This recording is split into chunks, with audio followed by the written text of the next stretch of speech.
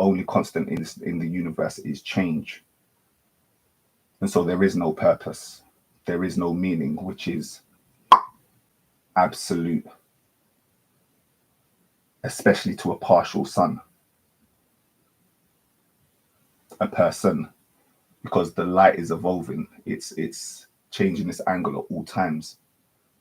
And if you're like if you're a fixed character, you're not going to get those lights. You're not going to be able to receive the newness of information, of energy that is in its present moment. And so you're always going to be out of rhythm. You're always going to be stuck. You're always going to feel a sense of stuck in the past, stuck in the future, stuck in your yester you or your future you. And that's basically what today is about. So today is essentially us understanding the universal principles. I've kind of discussed it before, but I'm going to be again shining different aspects, a different aspect of light, because I've got a particular focus and a takeaway that I want you guys to be left with. And that takeaway is this whole idea of being a master of rhythm, being a master of the wave, being a master of the light, and understanding how to be in flow at all times. So when I'm saying I'm leveling up, in particular, I'm speaking to the fact that this week, the concentration of me being in flow is a level I've not achieved before. And I also got tested. I got tested yesterday. The universe gave me a mad test. This is one of the keys. The universe gave me a mad test yesterday. And I passed it with flying colors. And I didn't even say that. Someone observed me in a situation. And then to my surprise, they noticed it. I didn't even notice that they noticed it. And they just, gave me my flowers, essentially. They gave me my flowers.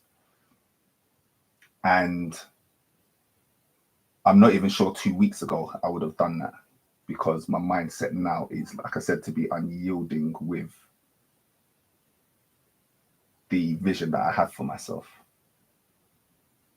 And that vision is basically to live in the now. This is what today's lesson is. It's how to live in the now, how to live in presence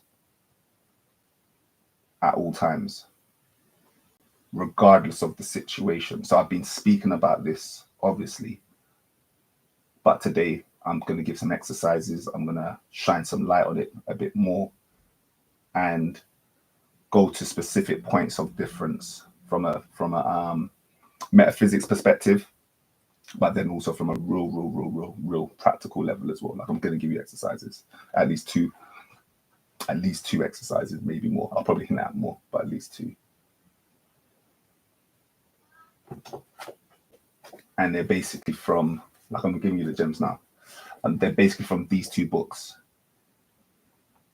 So, which one? This book changed my life. The island, the whole island story. If there was one book that you could take with you on the island, this would be it. By far. There's nothing even close. This book blew my mind because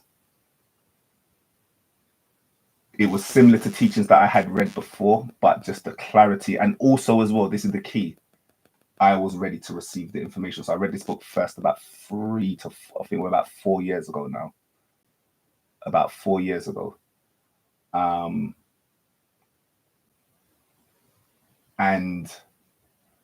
when I'm saying, like, I ask a lot for myself, the stuff that is asked for in this book is a ridiculous level of presence. It's a ridiculous level of presence. It's a 98%, literally, it's 98% presence.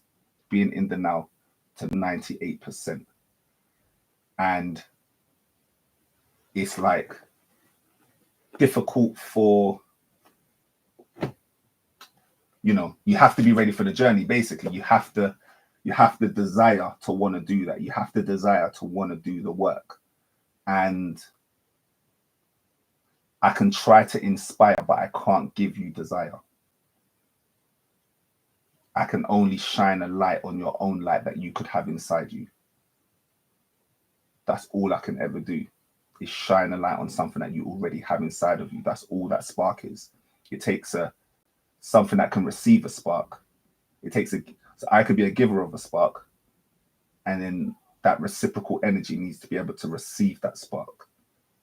And so this message today won't really resonate with everybody. And that's cool. It's hopefully there for those that need to hear it.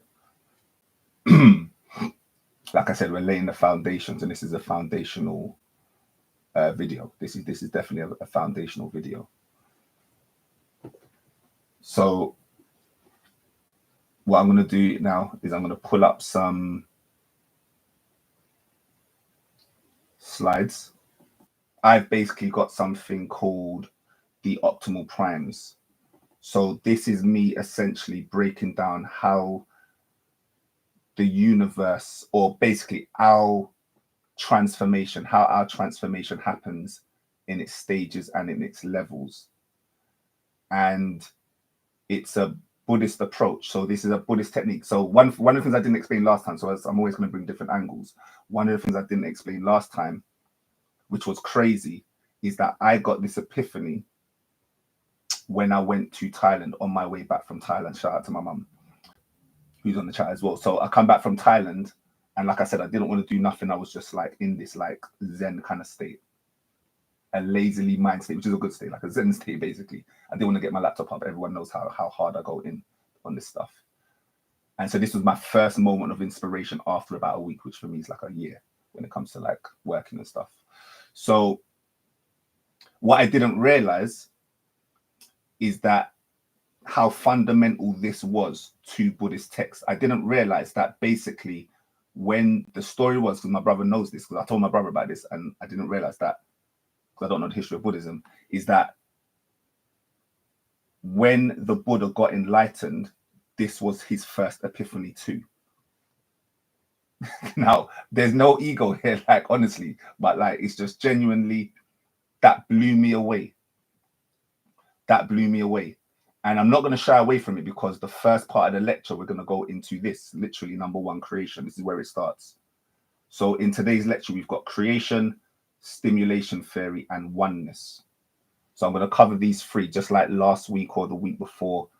I was giving you guys how to manifest your reality, basically, how to do manifestation in a better way, in my opinion. And that was by me combining about 3 or 4 of these steps. So these steps become formulas. Each one of these steps are ingredients. So you can look at it like it's a timeline, and you could just follow it. So it can do that. So this is the interconnectedness of the all of the universe. Everything is interconnected. And that's what so you can follow the line up, or you can choose different steps, because life isn't linear.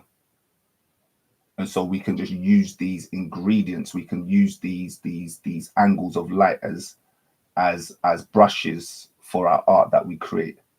Life is art, of course. So that was crazy in terms of just like my brother telling me that. I was just blown away. I was just like extremely humbled. And it kind of goes to my embodiment argument, which is when I thought that, my ego was like, raw, that's crazy. Like, obviously that's good. But it's almost like I've created my own religion, because obviously this guy, he gets this epiphany, this Buddha gets this epiphany. This is the first thing he gets when he gets enlightened. And then he creates his own religion. And religion just means to bind back. So I don't see there's no negative with that word for me. It just means to bind back. And so we should all be creating our own religion, which is basically a structure. This whole create your own universe, what you could call that, or anyone could call that, would be a religion. Now, there is an actual other definition of religion, which is 10,000 people need to follow it for it to be an official religion. But that's not what we're talking about. We're talking about the metaphysics, the idea of embodying your creation, understanding that you are a creator, embodying that, And you don't worship false idols by following anything else other than self, understanding that self is all and all is self. And so hopefully as you get older, there is a certain binding back. There is a certain fluidity to the life, but there is also a certain getting set in certain ways, because hopefully wisdom would have taught you certain things that are allowing you to discern between what's true and what's not true.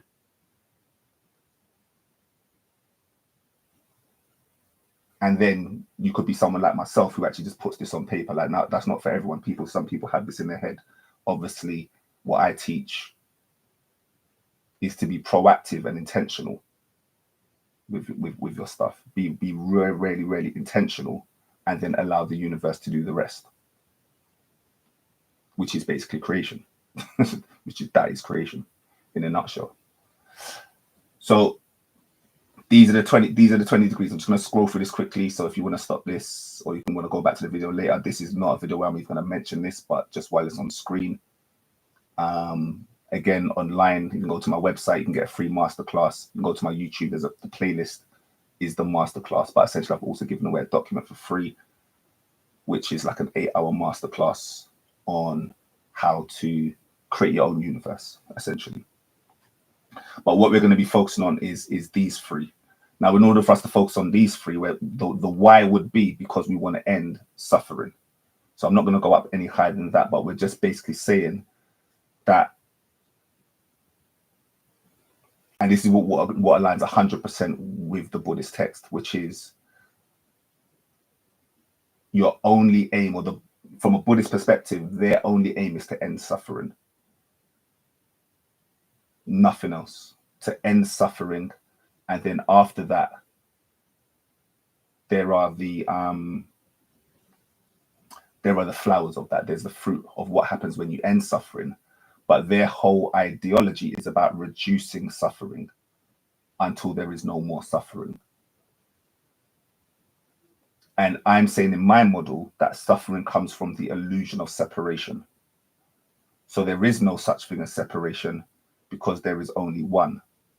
But there is an illusion of separation. We're going to break that down. So obviously we're going to break this down in much more detail. This is just a precursor to be going into specific areas. And then we're saying that the universe has a model, has a structure, the as above, understanding how the universe works and understanding that you're a reflection of the universe. So I'm getting straight into principles. Like, these are just the fundamentals, the fundamental metaphysics of the universe. The universe is a mirror. The universe is a projection. You are a fractal. You are part of that story beyond space and time. And the stimulation theory is just my own model of the universe. That's just my own model that I have created. But again, creation comes from ingredients. So I stand on the shoulders of giants, and I'm inspired by others. And then I have then compacted it and restricted it. Why? Because I need it to make sense in my own mind, with my own language. You're never going to achieve any levels of anything just through reason and reading. The experience and the embodiment has to be the ultimate aim for whatever spiritual journey you so choose to take. And then we get into creation. Like, none of us would be here unless there was creation. So to understand creation obviously makes sense, because then you understand how to mirror and build from the center of creation. So the reason why certain people's lives are not going the way they're supposed to be in their own mind is because they're not living the principles, the universal laws that are set in stone. But these stones are like unlimited stones. So they're not restricted boundaries. You know, in a universe that's mental, the only limit is your imagination. And so that's what we'll be doing. We're going to be going into the creation story as well. So that's a precursor. We're now going to go into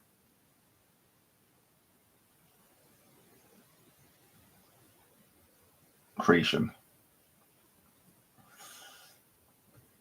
which is in the stimulation theory.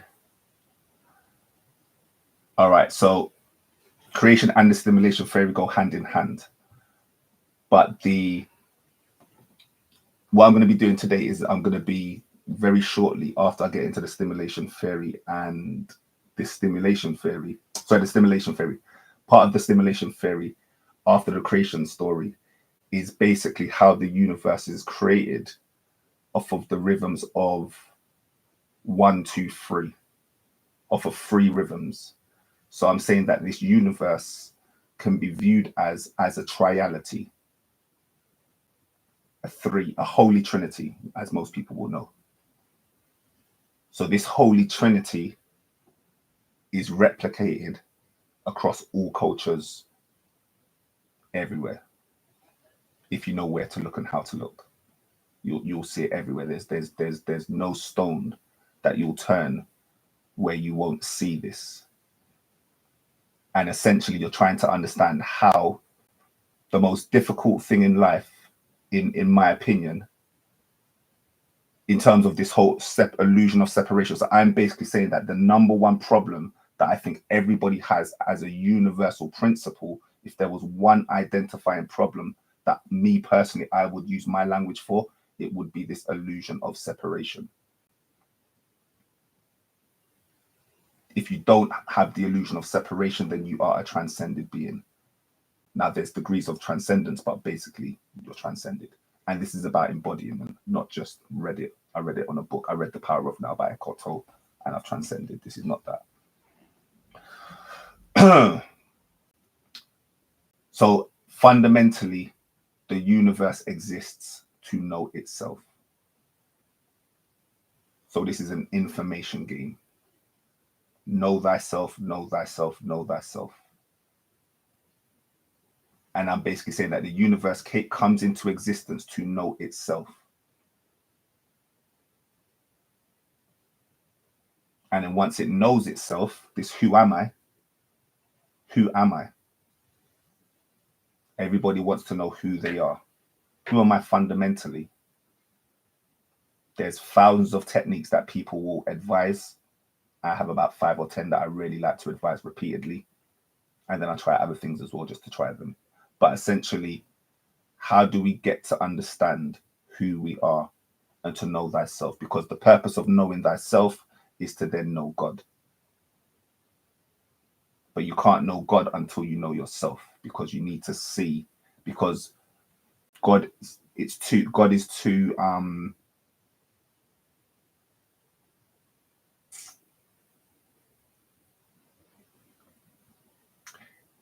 he'll keep you in a sense of numbing your mind, because the concept is too unimaginable from a person, from a partial light. It's too unimaginable. You can't handle the light of God. So deal with your own light first. Deal with your own light first. It just makes sense. Deal with your own light first. Once you understand what your true light is, you'll understand that your true light cannot be anything. So when we're made in the image of God, we're talking about that true light. And that true light has the same essence, is made of the same substance as this thing that they call God, source, ether, universe, you name it. That's what it is. And so we want to be practical with this stuff. We want to be practical. The key is that we're trying to be practical with this stuff. You could try and understand God first. I'm just saying that's way more difficult, in my opinion, as always. And so yes, Darren, we are talking about duality, but duality is only one of the rhythms. So I'm saying that my key goal is to be the master of rhythm, to be the master of the seas. Oh my days. To be the master of the seas.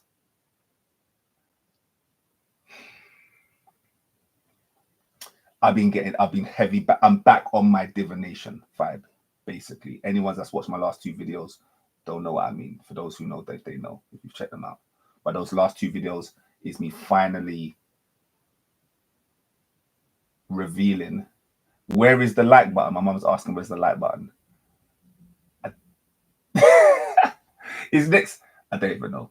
I don't even know. I'm very rarely joining lives, in fairness. Like I know where they are like after the live, like it's below the video, but I'm not sure. It's like below the video and above the comments, like where you've got to subscribe and that stuff. But yeah, I'm not sure where it's on the live. I very rarely join lives, in fairness. So I'm basically saying that in order to master the rhythms, you have to understand oneness, but then you also have to understand two-ness. You have to understand threeness. You have to understand fourness. You have to understand fiveness. So again, instead of us trying to master all the numbers, I'm saying it makes more practical sense if you just master three numbers. And two numbers are just a mirroring of each other. They're the same number, but it just mirrors each other. I'm going to reveal it now. This is the triality. This is how I framed it. So yeah, there's a duality, but the duality is not enough. The duality still misses out on key things when it comes to reducing back to the one, is what I'm saying, because you're just left with a two. With the duality, you're always left with a two. And so the triality allows you to scale up to a 3 and go reduce down to a 1. The duality doesn't do that. It always stays dual.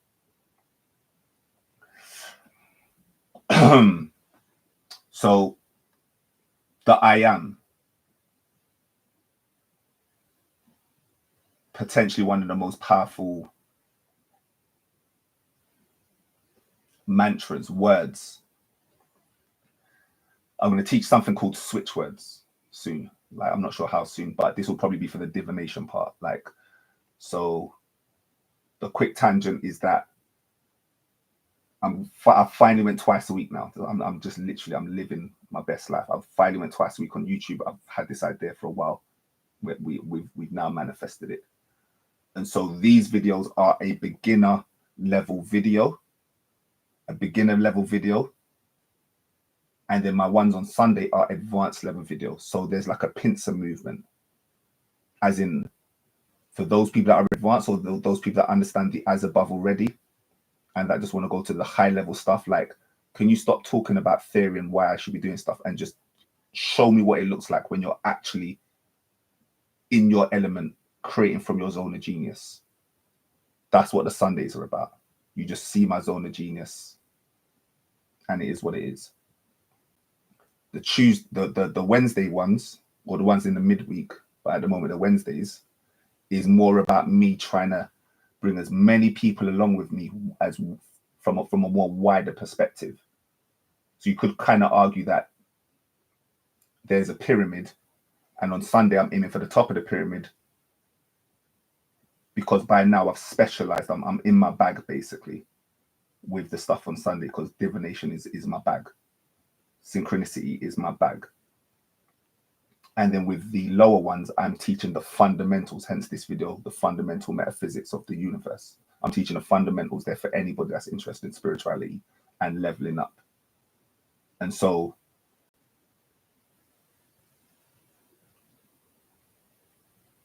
I'll save it. I was gonna give you an analogy, but I'll save that analogy because it's like, yeah, it's the epiphany that's playing out in my life. Like it's just playing out in my life. Like I can't avoid. I can't escape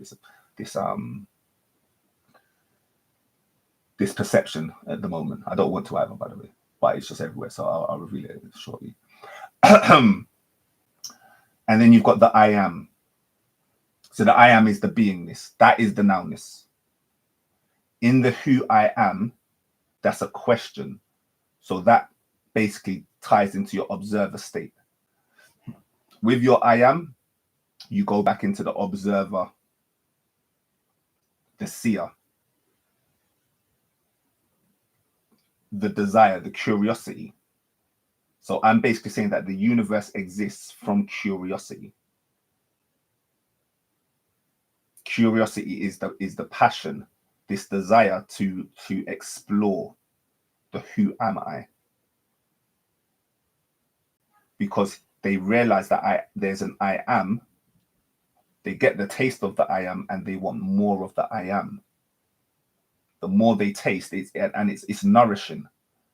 This I am is so nourishing And the way it fills you up, you can always take more because it's so light. When you're in your divine essence, it is so light.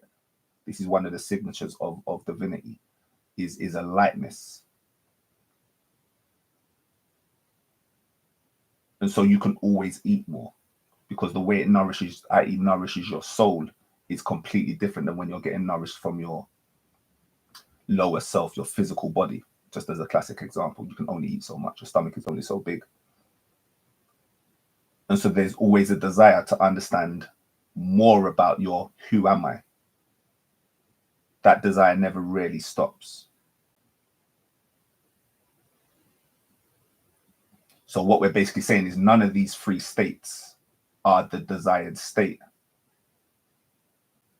They all have a place and purpose. They all have a use. Again, I'm all about usefulness over truth, not about which one is more true, which one's more useful. And again, when you understand the rhythms of time, when you master the rhythm, you will know which one to use, which lever to pull, which gear to pull. And so the who am I, the I am, and then the am I. And then the am I is the universe mirroring back to you, making you question yourself whether you really are that thing that you say you are. And most often you'll find out that you're not, because you were operating from your false ego, from your false persona, your false identity, or just a part of yourself that's just not fundamental. It's not primordial to who you actually are.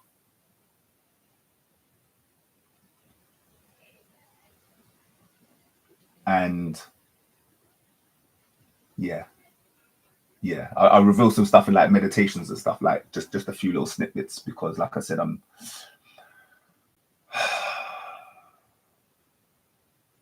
yeah, I have to have some conversations. Quite honestly, I actually need some conversation with people that do heavy meditation, because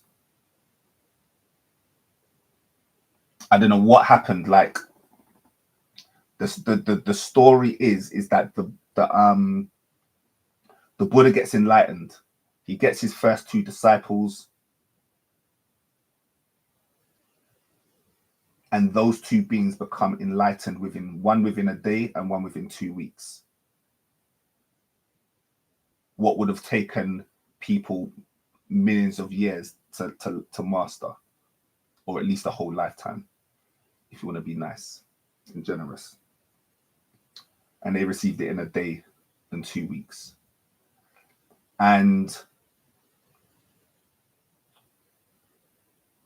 it is said that happened because the Buddha's energy is what held the space for a quickening, being in his presence. Not just the words, it was the present. Being in his presence for a day, for 2 weeks, is what energized.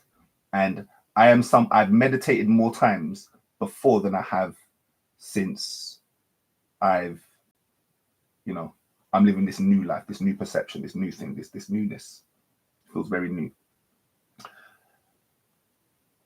But the level that I'm going into these meditations is like nothing I've ever experienced before.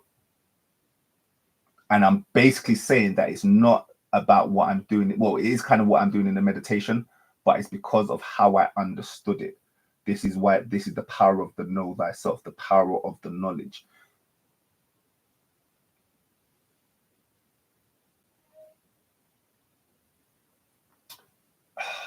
I don't want to leave it just because it almost makes it sound like then I just read a book and then that's how I got to this level of meditation.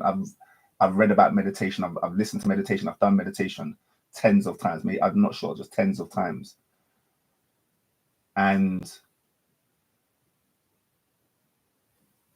the reason why I'm sharing this is that to just recognize in life that you can't force those click points, those times when the light bulb finally comes on, those switch points, those click moments, those switch points.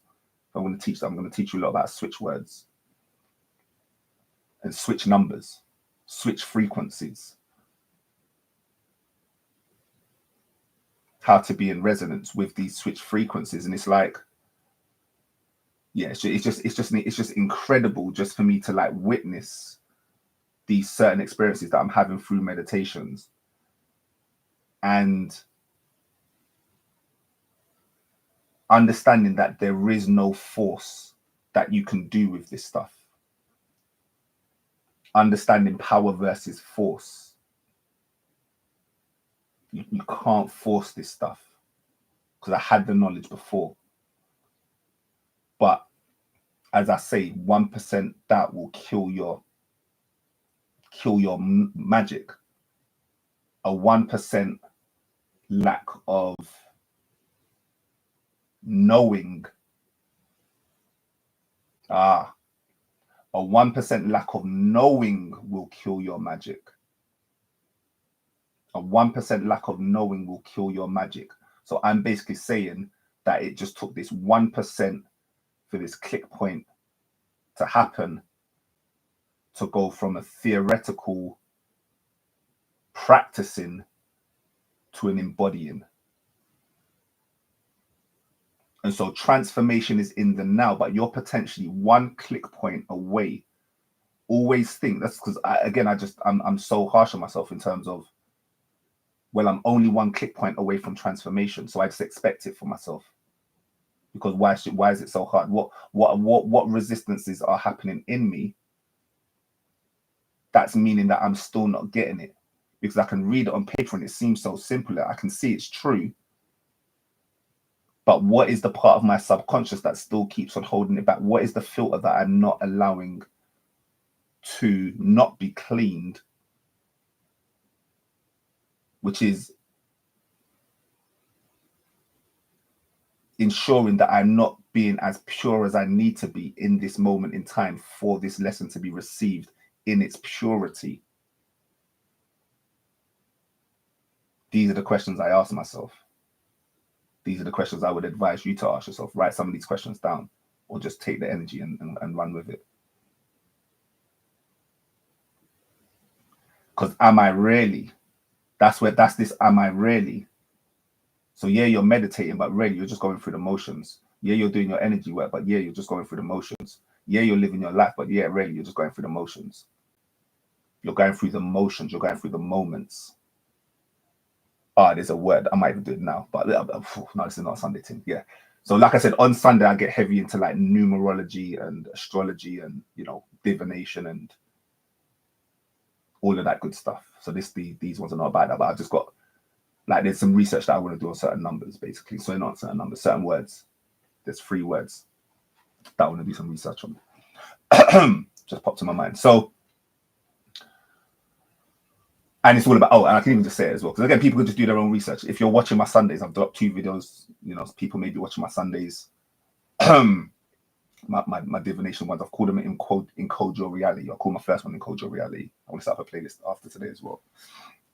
But yeah, the word is around momentum. Understanding this word momentum, momentous, and monumental. I want to understand the relationship between these 3 words in my way. So,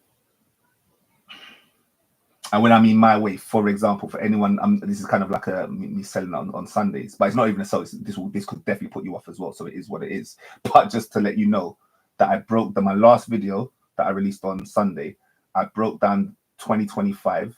It was a year review of 2025, just like every diviner does, every divination for, you know, horoscope. I'm no different. I did my own version. I broke down the word 2025, looking at its number and looking at its word in 2 hours. So it took me 2 hours to break down just the number 2025 and just the word 2025 when spelled out. And as always, trust me, I was missing out stuff, as always. So that's the kind of stuff that you get on Sunday, basically. But it won't be that long, I don't think, in the future, because that was a whole year review.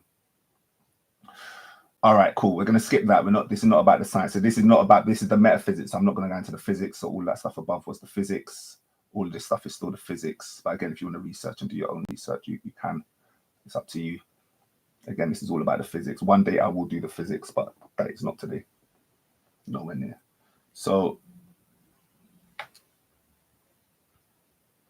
reveal headlines only. Reveal, hide all. All right, cool. Let's go into hider mode. Get people focused, make this bigger. if I can.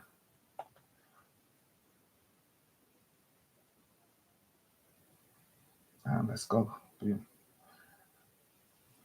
All right, simulation theory encoded. So I will explain the encoded because the vision that I got, the title is Encode.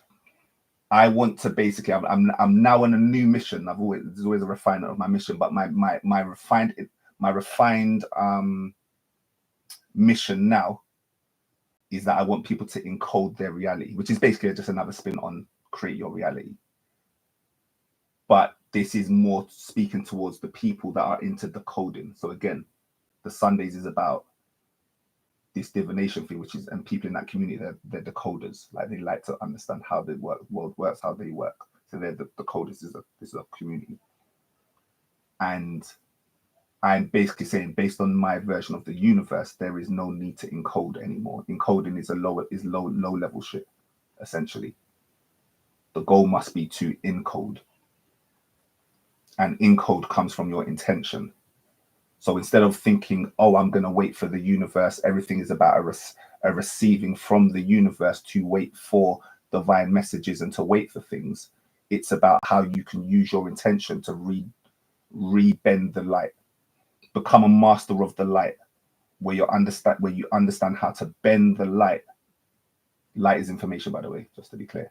Where you understand how to bend light and bend information to give you pointings for your own transformation,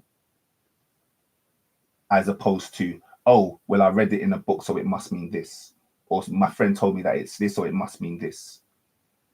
How do you come up with your own symbol literacy? Because everything is a symbol. The universe is a representational universe. Everything outside of know thyself, because the only thing that we could truly know is ourself. So you can't understand anything external until you understand yourself anyway. And up until that point, everything is just a symbol reference and a symbol inference. You are basically making guesses in a nutshell. And this knowing, this know thyself, becomes when you remove the guesswork. And you can never remove, people, you can't remove the guesswork. We live in the land of belief. We live in the land of make believe. Please understand this. The universe is what you make it. So I said I was going to skip all of the science, but I'm basically saying that my fundamental point of difference is that I don't believe in predestination. This is just to be clear. I have to hold my hands up. I reject predestination. I'm basically saying I don't believe, and I'm using the word belief. I don't, so choose what you want to believe, by the way. I don't believe in predestination. I don't believe that the past, the future is set in stone, more to the point. I believe in a probabilistic universe. The universe is probabilistic, and the only thing that is set is the now, is the moment. Remember when I was talking about those 3 words? Yeah, back to the basics. You have to understand the fundamentals. That's hopefully if you clicked on this video. I'm not sure who you are, but yeah, peace to Kenny G, I'm assuming. Akeem Bay. Got some Moors up in the building, yeah? Got the Moors up in the building, yo. Yeah. Moorish science, yeah. You want to check out anyway, whatever. We're flossing. We're just gassing. So, all right, cool. Hit that like button as well, man. Subscribe as well. Why not? So, I don't believe in a block universe. I'm basically saying that the future and the past are probabilistic. If you understand the measurement problem, if you understand quantum physics, this will make sense. That this whole idea of an omnipresent, omnipotent, omnipotent God is only true in the now, which is almost blasphemous. This is why this is a controversial. This is like a minority statement, because that in itself is controversial. Peace. So completely controversial It's a minority review. And what I realized is that that minority review is because there's a stranglehold from the religion and also from science. So this is a double pincer movement from religion and science. So both mainstream religion and mainstream science all believe in predestination and a block universe. So there's a stranglehold on the game right now. And so by me saying stuff like this, I'm not like only one person saying this, but it's a minority voice. Even within the divination community. So when you think about like, so even when you mean like the spiritual, even when you look into the spiritual community, most people in the spiritual community, they're doing divination from a perspective of everything is mapped out and your life is exactly how it's going to be, and these are the only things that it's going to be. It's like on a timeline, it's on a train, it's on a line. You're a puppet on a string, essentially. You're a puppet on a string for the universe to do whatever it needs to do. And I'm basically saying, well, for one, it just don't make sense. But again, today's not that day. I'm gonna go into it heavy. But for me, it just doesn't make logical sense. It would mean that there would be no reason for the universe to exist. It would mean that the universe is kind of pointless if everything is predestined, and that there is no idea of free will. And so what I'm basically saying is that the only thing that is real is the moment. And so this is why meditation is almost the fundamentals of every single practice, every single religion, or especially spiritual ideas. Eastern philosophies, African philosophies, for example. So these are the things that you have to do. Yeah, sorry, these are the things that I would say. One is why this channel, can only go so far, but it's all cool. I'm not fussed. I'm just here to deliver a message. That's it. I'm not fussed about the consequences. My life is set. I'm already creating from a place of abundance, so it's all good. But it basically is a difficult message to accept, because what that basically means is that you are now responsible for yourself. It's basically saying that there is no need to worship idols, because you can honor but not worship. And the difference between worship is when you see something higher than yourself. And I'm saying in a quantum, thank you. I'm going to stop apologizing. It is what it is. Thank you. But I'm just, I'm trying to be nice to people, because like could be quite shocking statements for some people, especially if you come from a certain background and you've not heard this kind of information before. Because this is potentially empowering, but the power is so powerful that it can become daunting and then stabilize and then lead to procrastination and stagnation, because the power becomes overpowering, because you don't really accept it as something that's truly within you. You still keep on externalizing it as something outside of you. And as long as you keep on externalizing your energy, you're never going to get anywhere. You may get somewhere physically, but not spiritually. You have to see the God within. There's no ifs or buts about it. You just have to see the God within. In my opinion, I don't see any other way in which you don't see the God within as being an absolute key to your transcendence. Ye are all gods. Exactly. Read your Bible. Ye are all gods. This is nothing that you should fear, but again, it's what we receive. So it's how we receive the information. Some of us, the wise only need a hint. The wise only need a hint. So what we're going to do is I'm basically now going to break down the universe in its primary rhythms and ratios.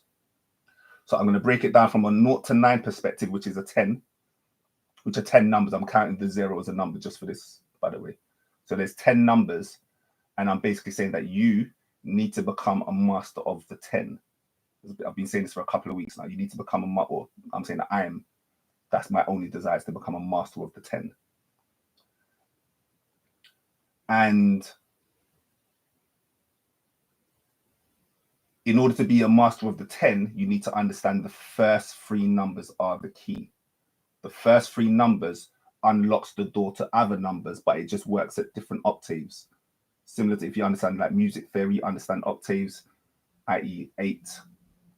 After every 8, or sorry, after every 7, it goes up a level, similar to how after every 9, it goes up a level, i.e. 9, 19, 29, 39. Those would represent the octaves, the leveling up. But the vibration is the same. It's a resonant frequency.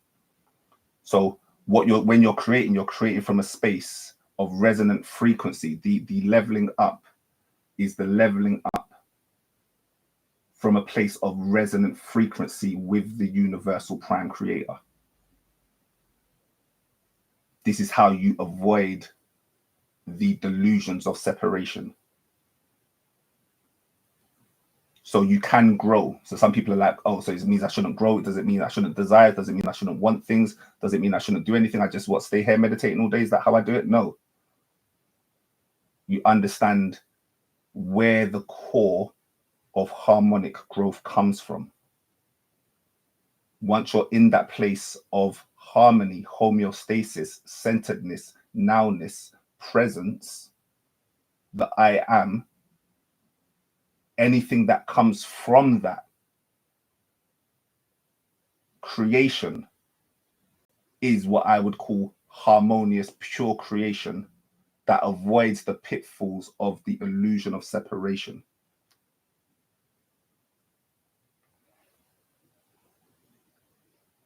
And then you can become playful, like jazz, chaos, funk.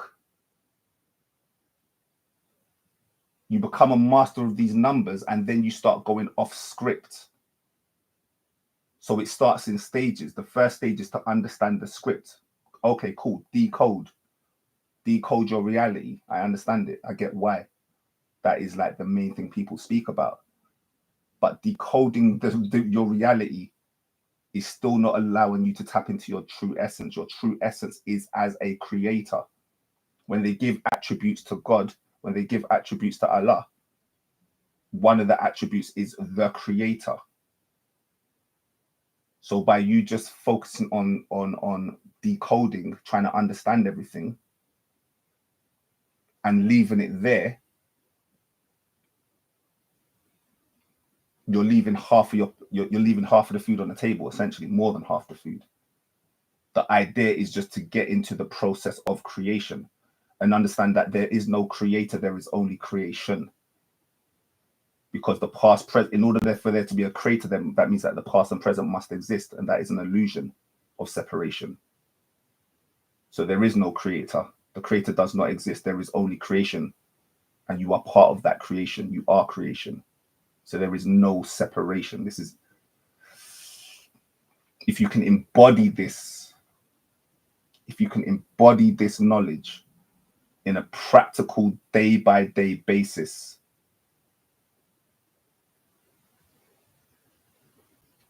it would almost be like you're not really even transforming. It would be akin to like a seed just growing. That lemon seed is always a lemon seed.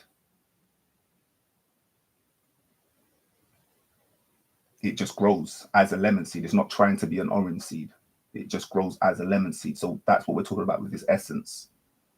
It's just creation. It is just the process of creation. That's what the practice is. The practice is the process of creation. And so I've basically the zero. And so everything that I've been speaking about before, I didn't even realize that, because I knew I wasn't going off on a tangent, but I actually weren't sure where I was in my notes. But essentially everything that I've just been speaking about now are the first 2 steps in this 10-step process of creation, which is the pure potential.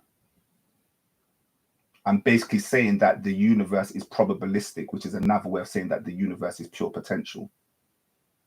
And that when you understand things like retrocausality, that the future affects the past, as well as the past affecting the future, it then just puts this whole sequence linear timeline completely out the window. Like it doesn't work if you accept that as a fact, which I accept as a fact, or as the best information we have so far.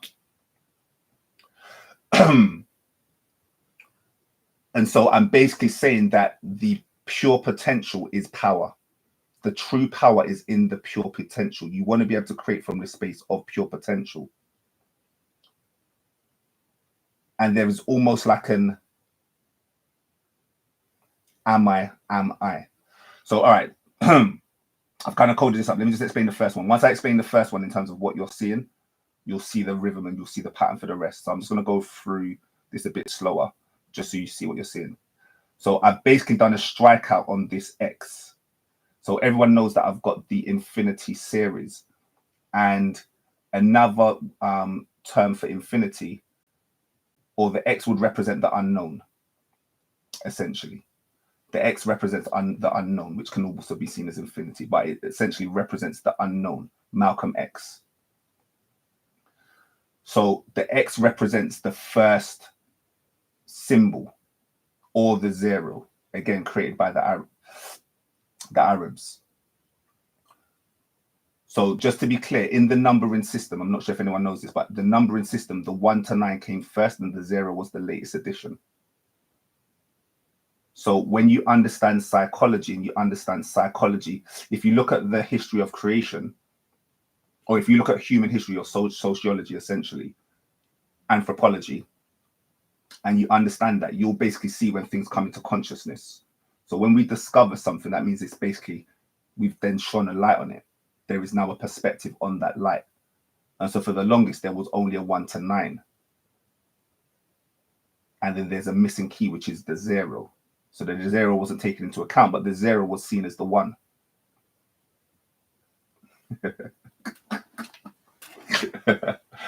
All right, more students. So what so basically the 1 was the 0. So basically before we had the 0, the reason why they didn't need the 0 is because they explained everything as the 1. So before the zeros existed, there was the monad, which just meant the 1, and the universal 1. So so in Pythagorean or in Greek history, Greek science, Greek metaphysics, Platoism, things like that, Neoplatonists, they would speak about the monad, which was the 1. And that 1 is what I'm saying is the 0. The 1 is a different kind of representation of the 0. So I'm comfortable with the New Age edition of the 0. And so I'm using it because it's useful. You know, we live in a consensus reality. And so obviously in this consensus reality, if there's a 0 and everyone's using a 0, that basically means it's real. So there's no point in me trying to be like some old school ancient wisdom dude and just only focus on ancient wisdom stuff. Like, we can use this new stuff too. It's all magic. It's all divine. So you have the 0, this circle, the womb, the matrix, pure potential, the X, the unseen. So the reason why, like, this formatting, there's not much formatting you can do on this. This is like a word kind of stuff. So there's not much formatting, but it did allow me to do a strike through. So I've done a strike through kind of symbol to say like the X is unseen. It's the unseen X that created a seen X through its pure potential, which is basically power. And so I've framed in my system that I am is the power, because true transformation comes in the questioning. So true transformation. So when I was talking at the start of the this video, I'm not sure. Yeah, so I'm not sure if this will make the cut. It will, I think it will make the cut, actually. So it will. Yeah. So when I was speaking at the start of the video, I was speaking about how I got tested, and I'm saying that tested, someone else is also getting tested, and they framed it in a way where, like, and this is like a real serious thing. This is like a violent situation. This is a violence level kind of situation, and this person got tested. And I gave them a 10 out of 10 for how they handled the situation, because they know what I'm about. But they're like, let's say, quote unquote, street. They may say for themselves, I don't know. But anyway, there was a situation, could have went to violence. It went to violence. Apologies. It went to violence. But this other person didn't react to that violence. And I was like, oh, I couldn't believe what I was seeing, because I know this person for a long time. Couldn't believe what I was seeing. And I was like, I gave him a 10 out of 10. I was like, the way you handled that situation, that was remarkable. Like, my mind is blown how you have handled that situation. And like, I've done my divination pool for the day. It just played out. Like, as usual, the divination I pulled out, I played out, just played out in the day. Of course it did. And then we get in a car and we're driving. And now we're speaking about the after events. And then the things that he's saying, I've now spoke to him today, and I'm like, I was really disappointed. I'm just like, look, I'm disappointed because, and just like, don't, but it was just me being my authentic self. And I'm like, my bar that I set is just ridiculously high. So I can understand that you've got the justification to do certain things. But you keep on talking about transformation. And I'm saying that this is a potential opportunity for you to transform on a level that you've not done before. Because it's hard to transform in a place of from a place of perfection. So I think I've spoken about it before, where I speak about the idea of perfection being death, because there's no growth.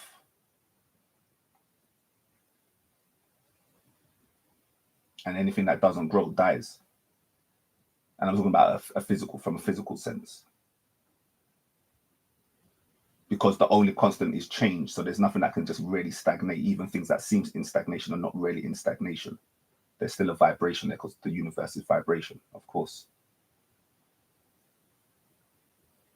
And so I'm like, how you said you want to handle this situation, I see it, I get it, I understand it completely. That is one perspective. But let me share with you another perspective. Do what you want to do, because I actually feel, so I did my divination pool for the day. It told me so clear what I had to do. It was just 100% clarity in terms of the message from the divine. I am divine. The divine is in all places. And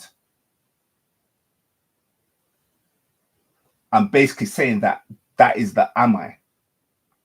So they were in this place of I am, and I've given them an am I. That am I is the power. Because that am I allows for this pure potential to be recreated, to be reformulated, to combust, to implode, but in a cohesive way, as opposed to in a destructive way. So I was showing him that, look, that behavior is only going to cause more destruction. And so you've got an opportunity right now for transformation on a cohesive level, where even yourself, I ask this of everyone. Do something even you would be surprised by, even you would be shocked by. This is this whole idea of removing ego and disidentifying with identity. Do something that even you wouldn't dare to do on a normal day. Like, that's not me. What do you mean? I don't do that. Which is essentially what he was kind of saying. How would it look if I didn't do this thing? Because then I'm going to be seen like this. And I'm there with it. I'm like, yeah, the way I broke it down, I broke it down. You know, it's a private conversation, but it's like, yeah, I just was like, look, here is another perspective. That's it. Do what you want with it. And you know, so again, from my level, I'm not, as I keep on saying, I am integrating spirituality in a real practical level. That is not running away into the hills level. This is not this kind of, I'm not teaching to run away into the hills and meditate 24/7. This is not that channel. I'm like, how can you put yourself in front of tests and come out with flying colors? How can you level up from your struggles? That's what this channel's about. Exploitation, and this is where exploitation comes in. So the exploitation part, so the exploitation, peace, cuz in the building. Wonderful. Pleased to have your presence here. Hope all is well. Happy New Year as well. I said I was going to say it. I thought I was going to say yesterday was the last time I was going to say it, but cool. I'll say it again. Happy New Year, everyone. So the exploitation. I remember when I wrote this word down and someone was like, exploitation, they kind of shied away from it. Like, oh my days, that was a bad word kind of thing. Because again, our mind goes to like slavery and things like that, like exploited or just slave labor, like child labor or something, just exploited. But I'm using it just, obviously, this is where words is important, or the meaning behind the words, the intention behind the words. So when I'm using the word exploitation, this is actually a scientific word. It comes in your ability to navigate struggle, overcome, and work out strategies so you can continue to live. So a plant exploits the sun or exploits the space that it's in by trying to find the sunlight. And whether it's got to twine around another leaf in order to exist, it will do that. But that's just because it understands creation. It doesn't see any reason why it needs to die. And so it keeps on moving forward. And so as people that have intention and attention and have been blessed with many ways to navigate, there are ways in which we can do it, which is not so harmful, because we understand that all is self and self is all. So do no harm, do not trespass, being the only universal sin.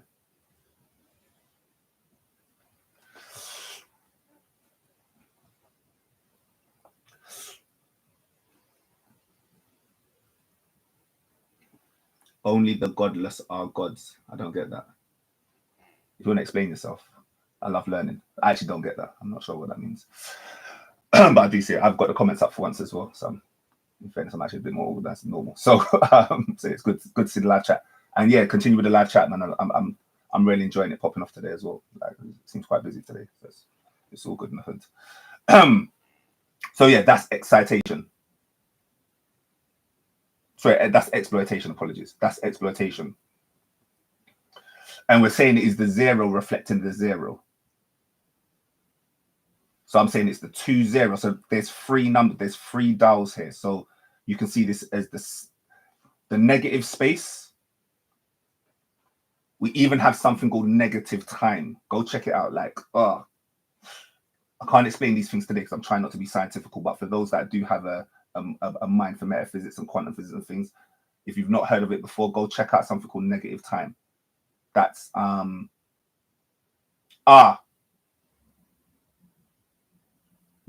idol worshipping. 100 idol worshipping only comes from when you see something separate. Well, it comes in many forms, but essentially the problem still starts with the idea of separation and thinking that you need something outside of yourself, that you need to deify something outside of yourself. So there's something called negative time. There is something called negative time. This here would represent the negative time. Or sorry, this one here would represent the negative time. Then you've obviously got the like 1, and then you've obviously got the 10. So obviously this is talking about from the numbers 0 to 9. And we get into the first principle. Here is where you get the first lesson of these numbers on this last bit, because there's a pattern. The pattern repeats itself basically, so you'll start understanding it quite easily, especially once we get to the third one. And then the other ones I'll skip quite quickly. So the 0 always exists. So for me, one of the hardest challenges to understand how there can be like all of these like points of difference.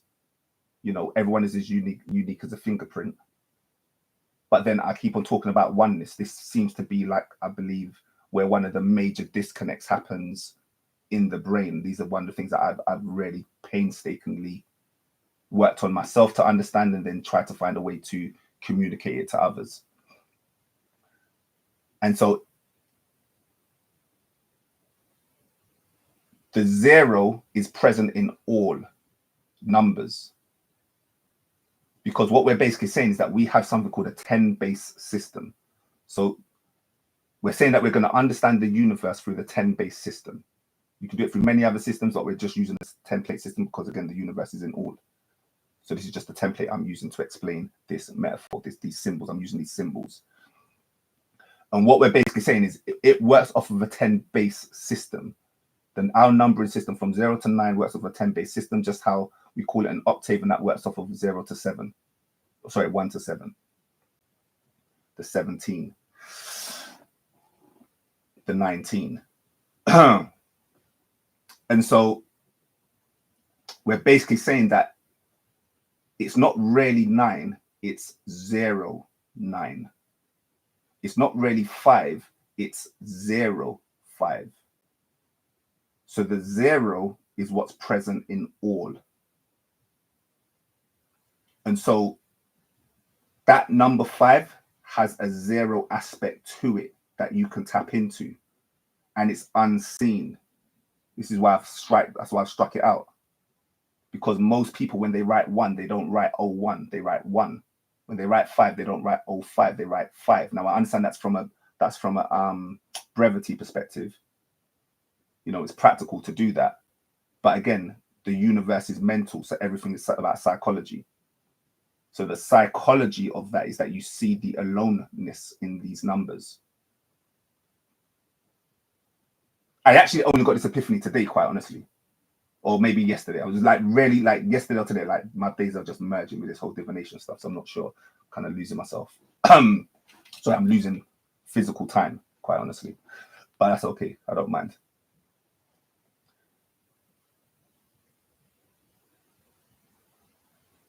Yes, I'm into astrology. Heavy. Oh, sorry. If you're new to this channel, I've built my own, the world's first omni divination system. It has 13 fundamental divination systems wrapped up into one report.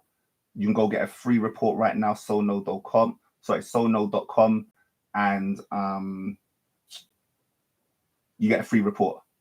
So there's nothing like this on the planet. If you know who Seven Bomar is, it's kind of like that kind of stuff. But I was about to say I created it first. I ain't even stuff like that. I can't even really say because I swear down I released mine on the same day he released his. These are like how you just know the universe is just this is how you know creation works through us all, and that there's tribes and there's vibes. And so I'm on a certain tribe and a vibe. I've never met this guy called Seven Boma. I was starting to build my thing before I even knew who this guy was. And then he releases, but this guy is prominent. You know, he's a metaphysician who is known in the community. And so he released his the day that I released mine. I couldn't even make it up. I just couldn't even make it up. I didn't know what he was building. It's not like he mentioned what he was building. I was like, yeah, I'm building the world's first multi-divination app that's got multiple systems all in one report. Because so far you had to go to many different websites. You'd have to go to an astrology website to get your report. Then you'd have to go to your numerology website to get your report. Then you'd like to get a cardology. Like there's so many divination stuff. And I'm like, why is not everything into one report? And plus, when you go to those different reports, nothing's connected. They all talk different languages. They're all different websites from different authors. And so my system, and even in fairness with my system is still got more levels integrated than Seven Bomb. I think Seven Bomb has got about 3 or 4 levels. In comparison, I've got 18. And I've basically built 40 divination tools. So I'm heavy into divination. I'm like just stuff that I haven't released, like stuff that I can't even really say because it's just going to confuse people and just like all in good time. But I've literally built 40 divination tools that but that was the hardest one to do, and that's why I built it first. So anyway, thank you very much for asking about the astrology. That was a bit off topic, but yeah, you asked and so I answered. All right, cool. Let's get back. So the 0. So like I said, my recent epiphany, or one of my recent epiphanies, is the easiest way to explain it is that the 1, that these numbers are never alone. I always say that if you ever feel lonely, then you've not tapped into, you've not understood the universe. There is no aloneness. Aloneness is all one. Think about the word all one, alone, all one. Aloneness is, again, an illusion of separation. All one. Yeah, just like the words show you exactly what they mean. Show you exactly what you mean. Again, if you're more interested in that stuff, you need to watch my videos on Sunday. Hopefully I'll be doing them every Sunday, but the weekend kind of, the Sunday/Monday videos when I release them, those get more into divination, words and that stuff. All right, cool. But we're doing that breakdown now. This today is almost like again, an integration and interconnectedness between the two worlds. Me trying to do really basic beginner stuff, but then also we're speaking about numbers, and so at some point it has to go metaphysical. So the zero is in all. That's how you get the interconnectedness of everything. And I'm basically saying that means when I'm speaking about the zero, I'm talking about the pure potential. So the video that I dropped 2 videos ago, what I did over the holiday season that I didn't do live, I was basically saying that my bugbear when I understand divination from everyone else's, or most people's perspective, is that they're too restrictive with what these numbers mean. They're way too restrictive for what these numbers means. Like, this number 4 must mean that, and then you start hearing arguments about the number 4 can only mean this, it must mean this. And I'm like, think about how many aspects you have to your character. How happy would you be by someone labeling you as only one thing, or as a narrow set of things? And so what happens when you understand the zero, that the zero is in all, you understand the creativity of those numbers still creating.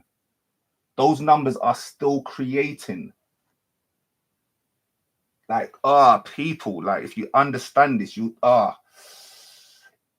these kind of keys get you outside of the lack of limitation. That's what these ideas do. These ideas get you outside of the lack of limitation in a universe that is mental. The only limit is your imagination. And so to always keep on defining these numbers as like this one thing, because I read it in a book from 3,000 years ago, is you're basically using a dead language, because you're not enlivening it with your DNA. You're not enlivening it with your relationship. There you go, your relationship. There needs to be a relationship with these numbers. And through that relationship, those numbers then get to express themselves, what? Through you. Thank you for taking notice of me in this universe that is mental, where the secret power is attention. Thank you for noticing me. Let me show you more things about me, because nobody's noticed this thing about me. Wow, you noticed that thing about me, yeah? Thank you. Let me show you more. I have more to give. Why? Because I've got the zero. I've got the zero by my side, bro. So what do you want to do? How do you want to create in this moment? In this moment. How do you want to create in this moment? So only your year will make it a 9 for your number. I don't know if you're going off, well, I won't say off topic, but are you talking about personal year numbers where you add your year number with your own birth year number? I don't know if I got too technical there, how I read it, but this is to triple C. I'm not sure if that's how I read it. Obviously, the triple C is also a 9, by the way. So just to give you that, look, I'm sure you know that already. But yeah, your triple C, when you're saying triple C, yo, so I'll give you that. You may have this already, but yeah. So you're the triple C, and then you've just said that at 909. So you're saying 909. So your year will make it a 9, triple C. So you got the 3 9s that go with the 3 C's that make up the 9. So this is how it works. I'm just reading this live. I'm just encoding live now. That is true to me. Why? Because I made it true. You could actually disagree with me and have an inflection in your own mind. I don't mind. But the way my life is, I haven't told you about my own divination numbers and the certain the relationship that I have with certain numbers. So to me, that's like the 101 of how I see it and how those numbers have revealed itself to me. And then there is the divine timing, the fact that you actually said that message at 9:09. Like, this is me doing it real time. Then you're talking about the 27.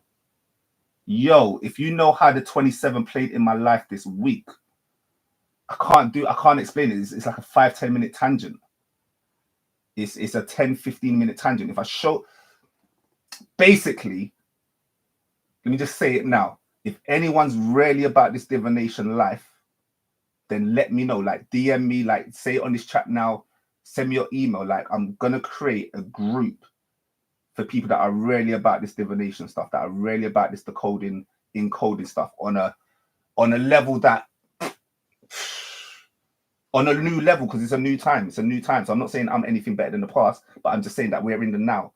The only thing that exists is the now, and I'm here right now. And I've got 40 divination tools that are just like ripe for people to just encode, create their own reality, be the masters of their universe, create their own universe, because that's what I'm doing. And it's manifesting itself. And then you're talking about the number 27. Are you joking? You should have seen my divination pool today with that number 27. It's crazy. So it went today. Apologies, 2 days ago. 2 days ago. So where are we?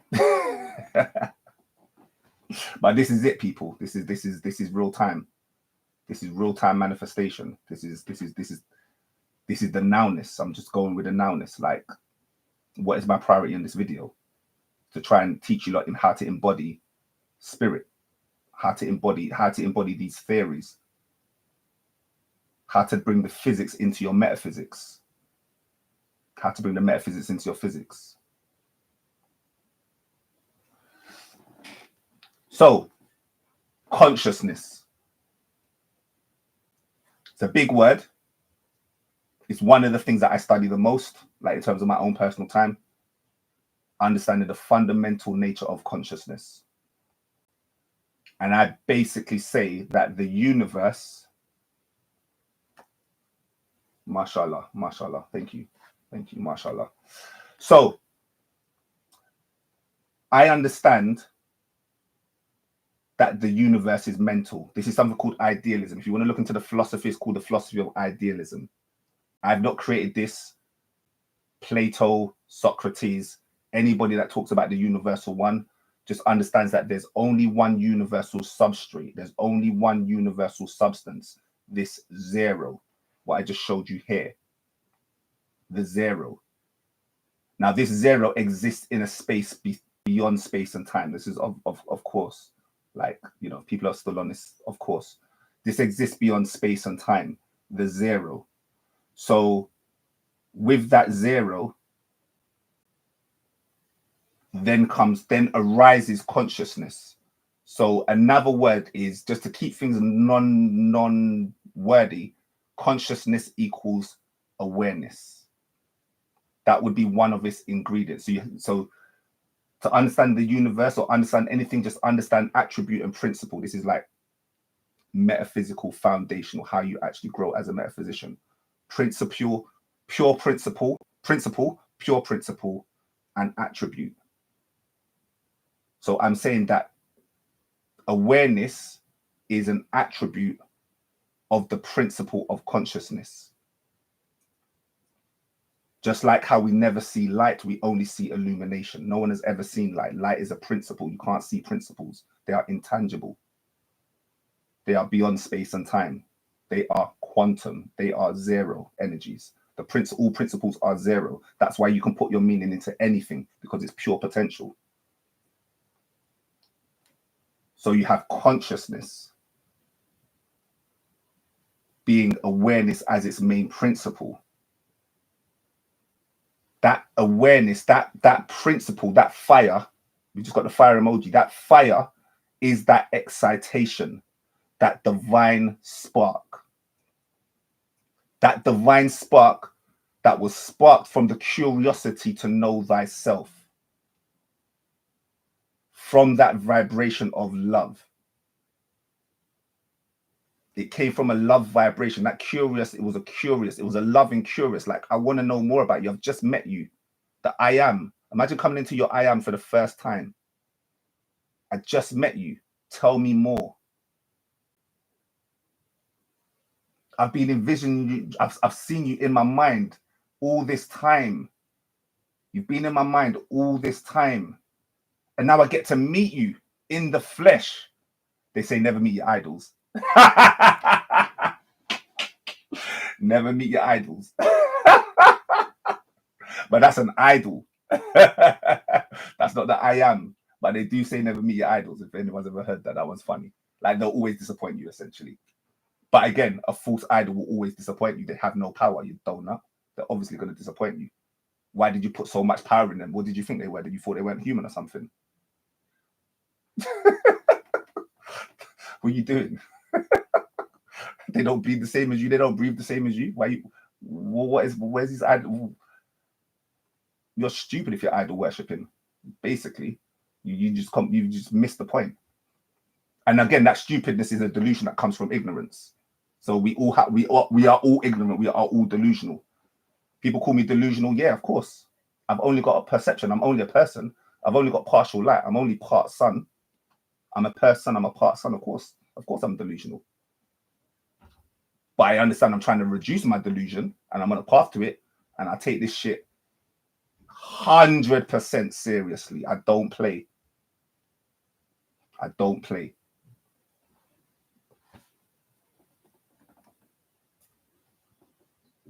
Ignorance of the law. I'm loving today, by the way, with these live chats, because the way you guys are just like infusing your energy, and I'm reacting in real time. When we get into this book, this might be a long one, people. Like, again, if you need to go sleep, you got work in the morning, all these things, this might be a long one, because I really want to get into this book.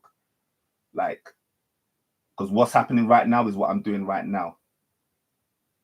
I'm whispering from the dragon right now. This is the most life-changing, on life, fam, the most life-changing book I've ever read. On life. So, love, potential. That potential is not now pure. The key thing here between this and this is now that the intention is that the potential is not pure. Why? Because it's coming to awareness of the I am. And in quantum physics, they call it a wave collapse. They call it a wave collapse. This is when you go from a wave to a particle. You know, hopefully people have heard about this before. They've heard. These are like the fundamentals of quantum physics. So obviously the fundamentals of the universe is the name of the chat. So I can't help, I've got license to talk about some quantum physics. I'm going to try not to get too deep, but essentially we go from a potential, which is a wave, but it's not pure potential at this point, because that wave is a frequency. So it's already condensed itself. Through what? Attention, which would also be one of the principles of consciousness. So I'm basically saying that you are the AI, because what you are, what your consciousness is in this most fundamental, I got this one from a meditation, in this most fundamental pure principle is attention and intention. AI. The two vowels, the vowels are occult, they're hidden, they don't exist. The A and the I. You are the AI. AI is just a mimicry of your real AI. The attention and intention. And I'm saying with this consciousness, there is a collapsing of the wave. There is a focus. There is a pinpointing of the attention and energy, which are abilities, skills of consciousness.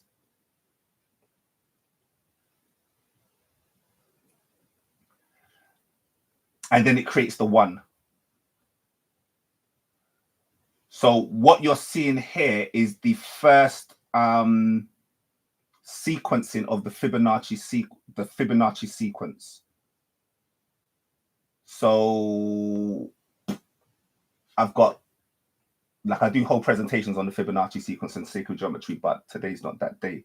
But just to be clear, I'll just do this quickly. I'll just get something up on YouTube. I'm not going to go to my notes because I don't want to distract myself too much. But let's just go to something in images. I'm just going to pull something up for you guys. So this is just for anyone that doesn't know what the Fibonacci sequence is. I'm enjoying this one just because I'm enjoying triangles at the moment. So I've just looked on Google Images. We'll just go with that. You're going to work today. You're going to work today. Oh, listen. That would help if I did that. All right, cool. All right, cool. Boom.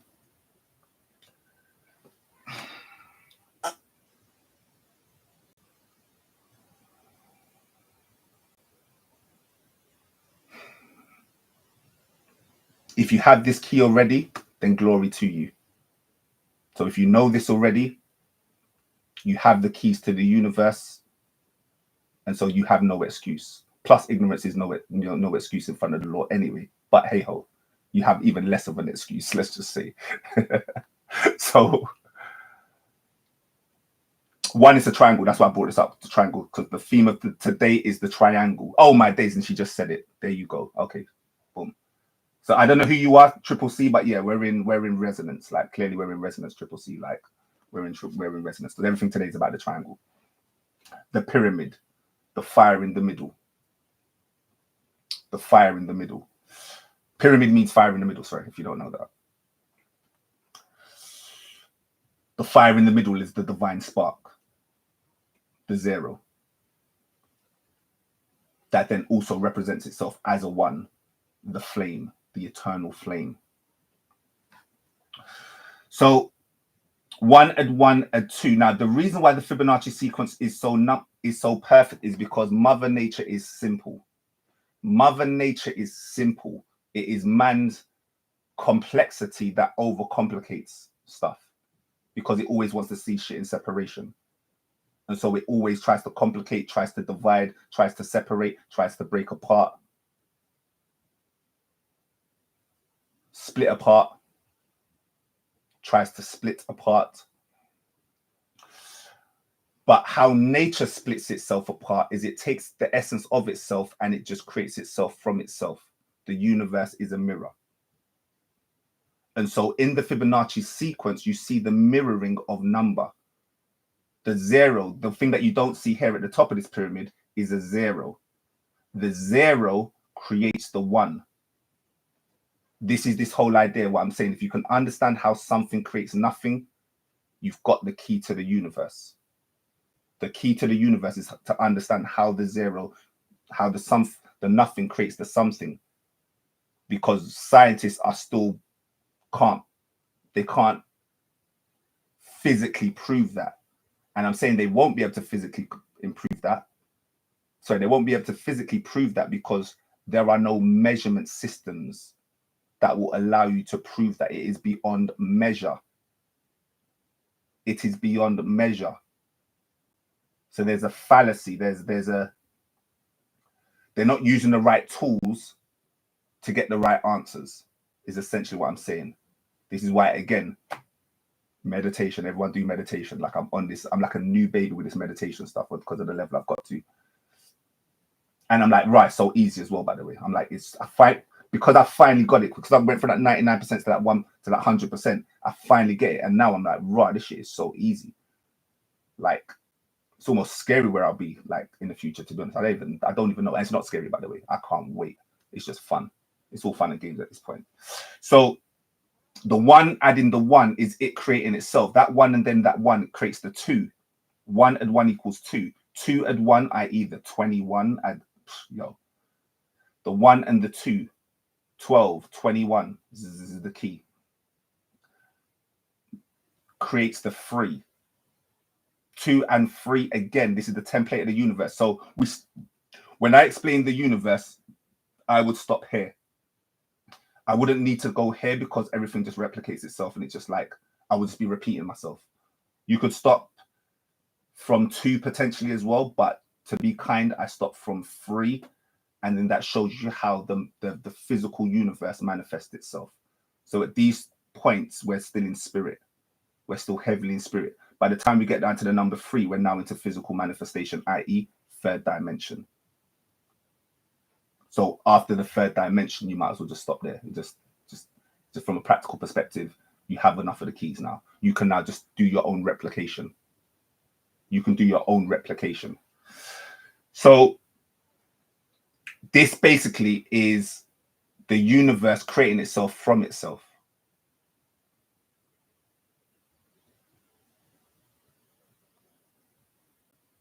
Which then becomes simple. It then, the simplicity of it is it didn't need to seek anything outside of itself in order to create. This is the key. It took its essence and then just multiplied it.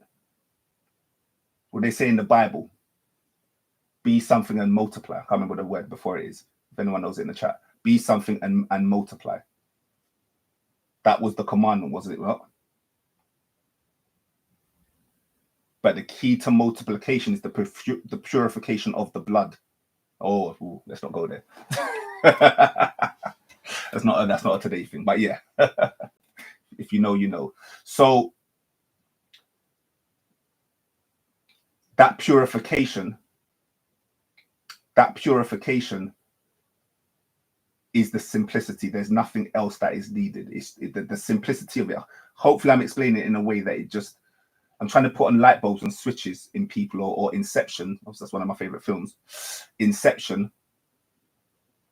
It's plants and seeds. You don't need to get it today. Just sit with it, rest with it, contemplate with it, go live your life and see if something hits you later on. That synchronizes with it and allows that opportunity for growth and transformation. So yeah, that's the Fibonacci sequence. yeah, party together, man. Party together. Like, there's no more work. Like, we could talk about the deep work. Like, that's one of my favorite book titles. The Deep Work is a big book, it's like a multi-million-pound book. The deep work. But then the deep fun. I need some. The reason why I'm spending so long on these videos going to this kind of level is because I want people to join me in the deep fun. Because I'm gonna have a part. Just yo, the places I'm gonna take this stuff, bro. People. It's gonna be balling. I'm just gonna be balling. So anyway, sorry. Apologies. Let's go back. Let's get serious. All right, cool. So consciousness, excitation, love, potential. All right, I ain't got nowhere near from it, bro. Yeah, I need to start skipping a bit. I'm enjoying myself too much today. So excitation, but I am only as powerful as the energy I receive. Boom. It's a bar. I'm only Q.E.A.T.I.O.N.S. Shout out to Q.E.A.T.I.O.N.S. I'm as only powerful as the energy I receive. And so today has went completely different because of the energy of the chat, just to be clear. So it's you lot's fault. So let's go. Excitation, love, potential. The who am I? Because I basically, like I said, Phil Valentine, anyone who knows who he is, he's the only person I ever said that, which is that we all come down here to answer a divine question from the universe. And then he only ever said it in one line, and then that's where this whole epiphany for me to create my own model for the universe came from. So I heard that line about 10 to 15 years ago and did nothing with it, but obviously subconscious is subconscious. So it was there, never really thought about it. And then it hit me. So if we're going to fundamental truths, then the question must be, who am I? If we've all come down here to answer the question, yeah, we're going to have our own inflections from our own persons, from our own partial lights. But if we're looking for universal truths, what is that universal truth? And when I went to that question of what is the universal truth to the question that the universe would ask of itself, because all is self and self is all. Obviously, I already know this by this time when I'm getting to these levels. So I've only come up with this model for the universe about 6 months ago now, maybe even less than that, around summertime. Sometime. So, and it was immediate. It wasn't even an epiphany. It was obvious. It was, who am I? The minute I got the who am I download, it was just, if anyone's had downloads where you just done. 5 minutes later, I had the model for the universe. It was a wrap. It was a wrap. We keep it moving. So, who am I? That is the one. That is the one. But again, these are like, the reason why there's a 1-1 here is that we're talking about, I actually haven't even explained this, sorry. I haven't explained this. One One side is the duality and one is a triality. So when I said I only need to teach up to 3, is because I only need to teach you up until the Holy Trinity. We can get into the Tetragrammaton, which is a 4, but we don't really even need to. But we could, but we don't need to. But again, there's only 3 sacred shapes. So there's only 3 shapes. So even though that third shape is a 4, there's only 3 shapes. The circle, the triangle, and the square. So there's only 3 shapes that then create all the other shapes. So the Tetragrammaton is the maker. He is the maker. The Tetragrammaton is the maker, not the creator. Creation is 3 and making is 4. So it's not really necessary, because once you got creation, you're obviously going to make stuff. But it's cool. But you need creation first. That's what, and this is obviously called creation. That's why I only need to teach up to 3, by the way. So I am. Who am I? So yeah, I've explained who am I in the 1 and the 1. So this is the 1 creating the 1. So in the Fibonacci sequence, it's 0, 1, 1. So for all my Rastas out there, the I and the I and I, dread. I and I, namaste. The God in me sees the God in you. The 1 creating the 1. Self-replication. The Vesica Pisces. The circle creating the 1. The I am. Absolutely. Yeah. So the 1 creating the 1. Then obviously creating that negative, creating this something called negative space, latent space. Always leaving a space for latent space. But it's created it from the circle.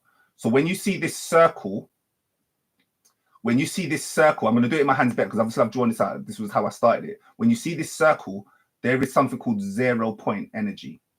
That 0 point energy is when I do that.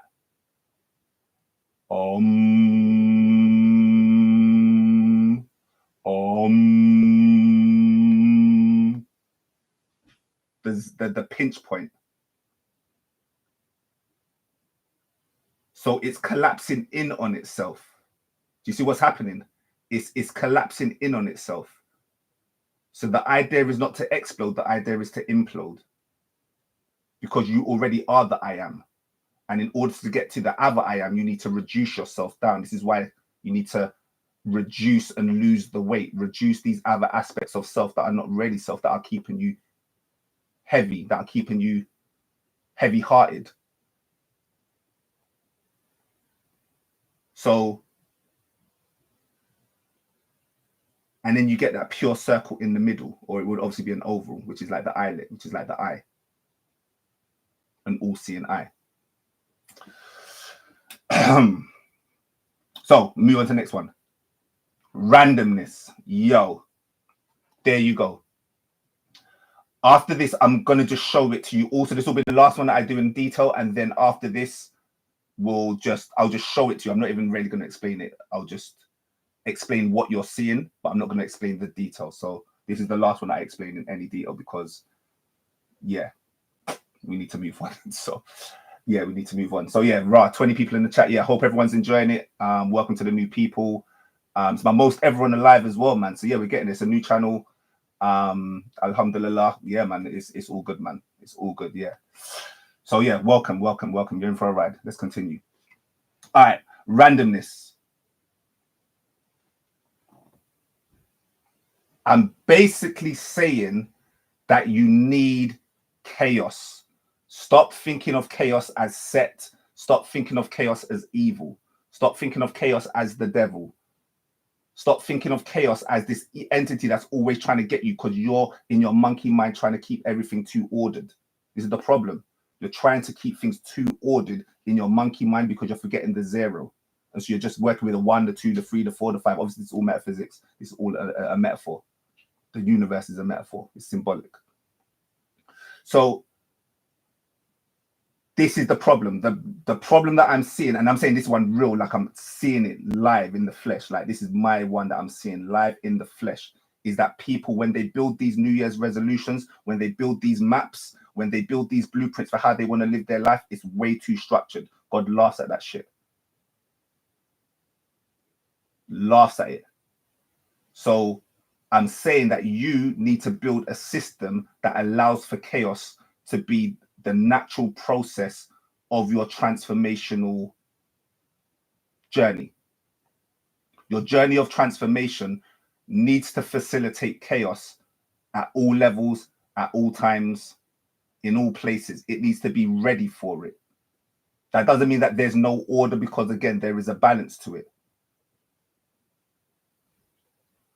But chaos is just a word that we use because we don't have a better word. So for some reason, it's just through mythology, it has been deified. It has been idolized, only focusing on its negative traits in the main. Like, there are some people obviously that understand it. I've not created these kind of ideas, but I'm just saying the majority, the what's in the logos, what's in the consensus reality, is that chaos is seen as a negative, evil being.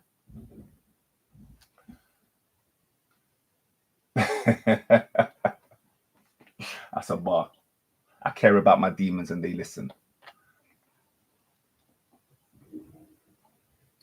Everything wants love, even your demons.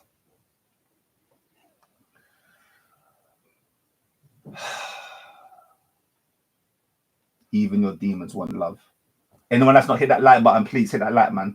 Small channel, just growing, trying to ting. Hit that like, man. I swear someone took off a like there. Someone take off a like because I said that. Uh-oh. We got to hate our demons, yeah? We must hate.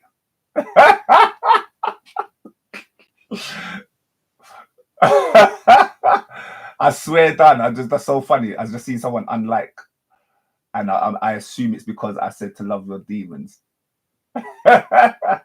Nope, we must stay in separation. Demons are to be hated, and good people are to be loved. You can keep with that narrative too. See where that gets you. That's cool. That works. That will take you to a place. That will take you to a place. Everything is movement. Nothing is, the only constant is change. So basically, we now see the first manifestation of duality, or of the illusion of separation, in this randomness, because it wants to go in all directions. It wants to split itself up. Why should I be this when I can be this? I'm pure potential. I can't choose. So I'm just going to be everything all. I'm going to be everything everywhere all at once.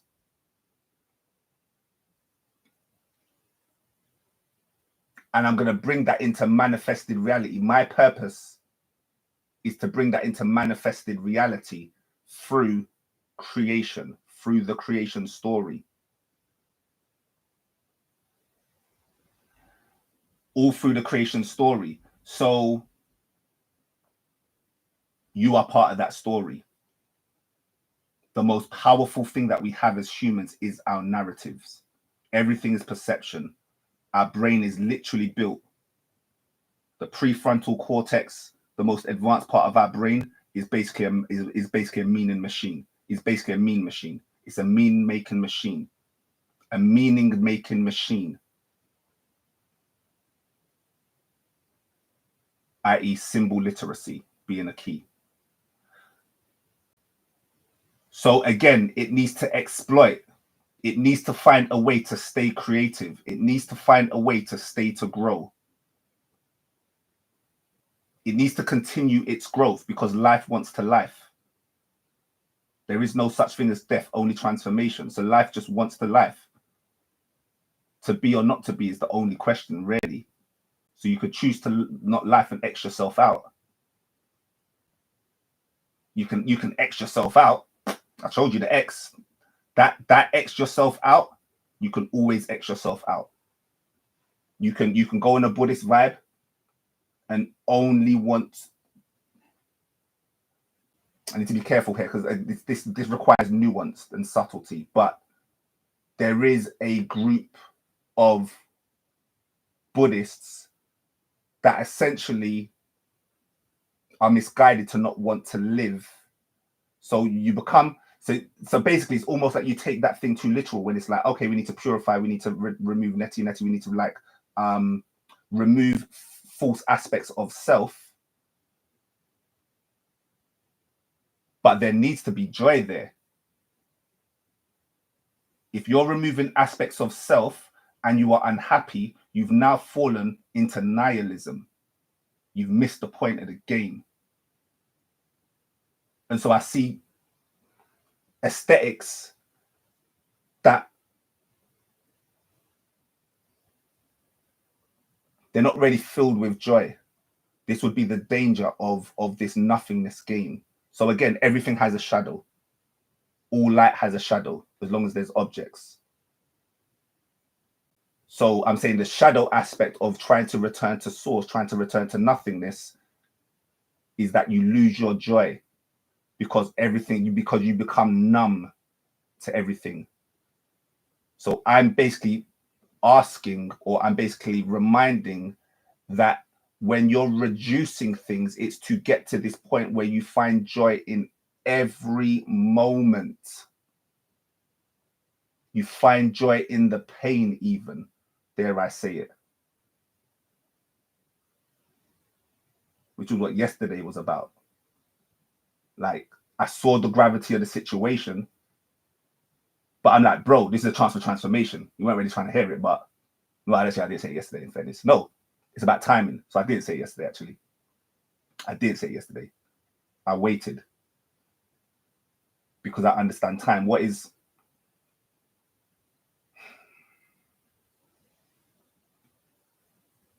time to a divine mind? What's the rush, people? What's the time? So why do I need to validate my own beliefs for in a moment where it's not necessary? So I'll wait for the time to be right. I saw a number plate. It had the codes for the day, and it had a word that was the energy that he was for the day. So I was like, all right, cool. Let me call him now. Called him now. It was the greatest conversation we ever had. Done. I've known this guy for like 20 years. How old am I again? 30 years. Apologies. I've known this guy for 30 years. It was our greatest conversation so far because it was about real shit. Like real shit, life and death shit. So anyway, chaos. That was yesterday. Today is today. And so power in the chaos. So we're saying that there is a duality, but obviously we're saying there's an illusion. But again, this is where some people then would obviously fall into separation and feel it, feel that aloneness, feel that loneliness, feel that nihilism, feel that numbness, or feel that excitation, but from a separation perspective, i.e. dopamine. So then you become a dopamine fiend, just always looking for the next high, i.e. a hedonist. So basically the two extremes of the lack of ma'at, lack of balance. I was almost going to call this one the law of ma'at, but I went with rhythm. But ma'at is also rhythm. But I don't know how many people know about ma'at. So anyway, the two extremes is hedonism and nihilism. So nihilism is the numbness, and hedonism is this stimulation, this over excitation, because I've obviously said excitation is a thing, but obviously you can go too much in one way. Yes, matter is love because love is balance. And so the highest form of existence is equanimity. Yes, the laws of Ma'at, the seven laws of Ma'at. You can just screenshot this. I'll try and do it so you can screenshot it. But this was my first ever model that I built. I wasn't even trying to work with people at this time. Oh, I'm a spiritual life coach, by the way. Sorry, I forgot to say. So if anyone wants to come to me for a reading or spiritual life coaching, you could do that. But this was my first ever model when I was just focused 100% on myself. And in here is the seven. Basically, in here is the law of the. Oh my days, yo. My number for today is 21, by the way. And when you talk about the religion, the realignment, the soul alignment, the binding back, this is the 21. Because you've got the 7 chakras you've got the 7 laws of Ma'at, and then you've got the 7 universal laws. 3 times 7 is 21. And how I got to 21 was through the 3 and the 7. So another beautiful synchronicity there. This was my first ever thing that I produced, which is like, you know, key. Absolute key.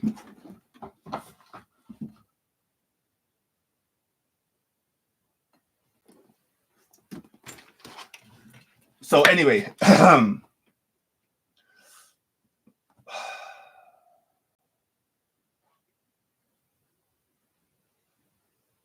randomness.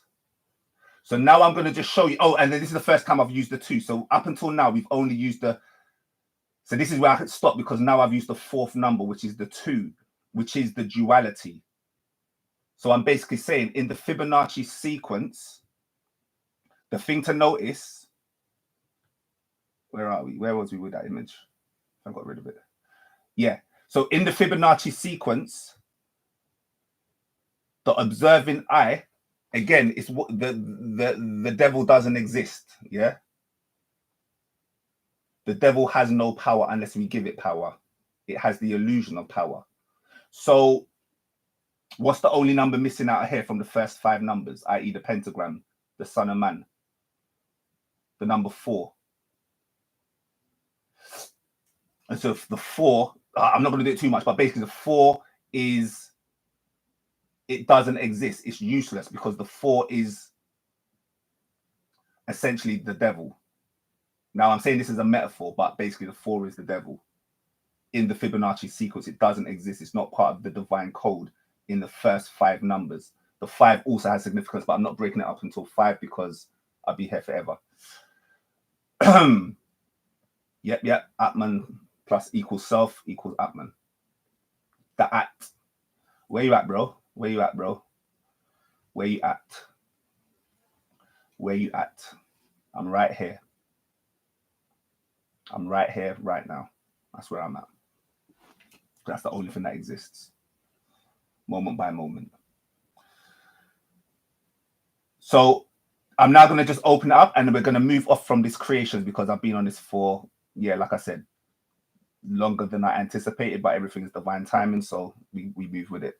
So yeah, you can just write this down, you can screenshot, you can look at this later, but basically this is a rhythm. These are all sequences. The things in yellow are sequences, the things in white are sequences, the things in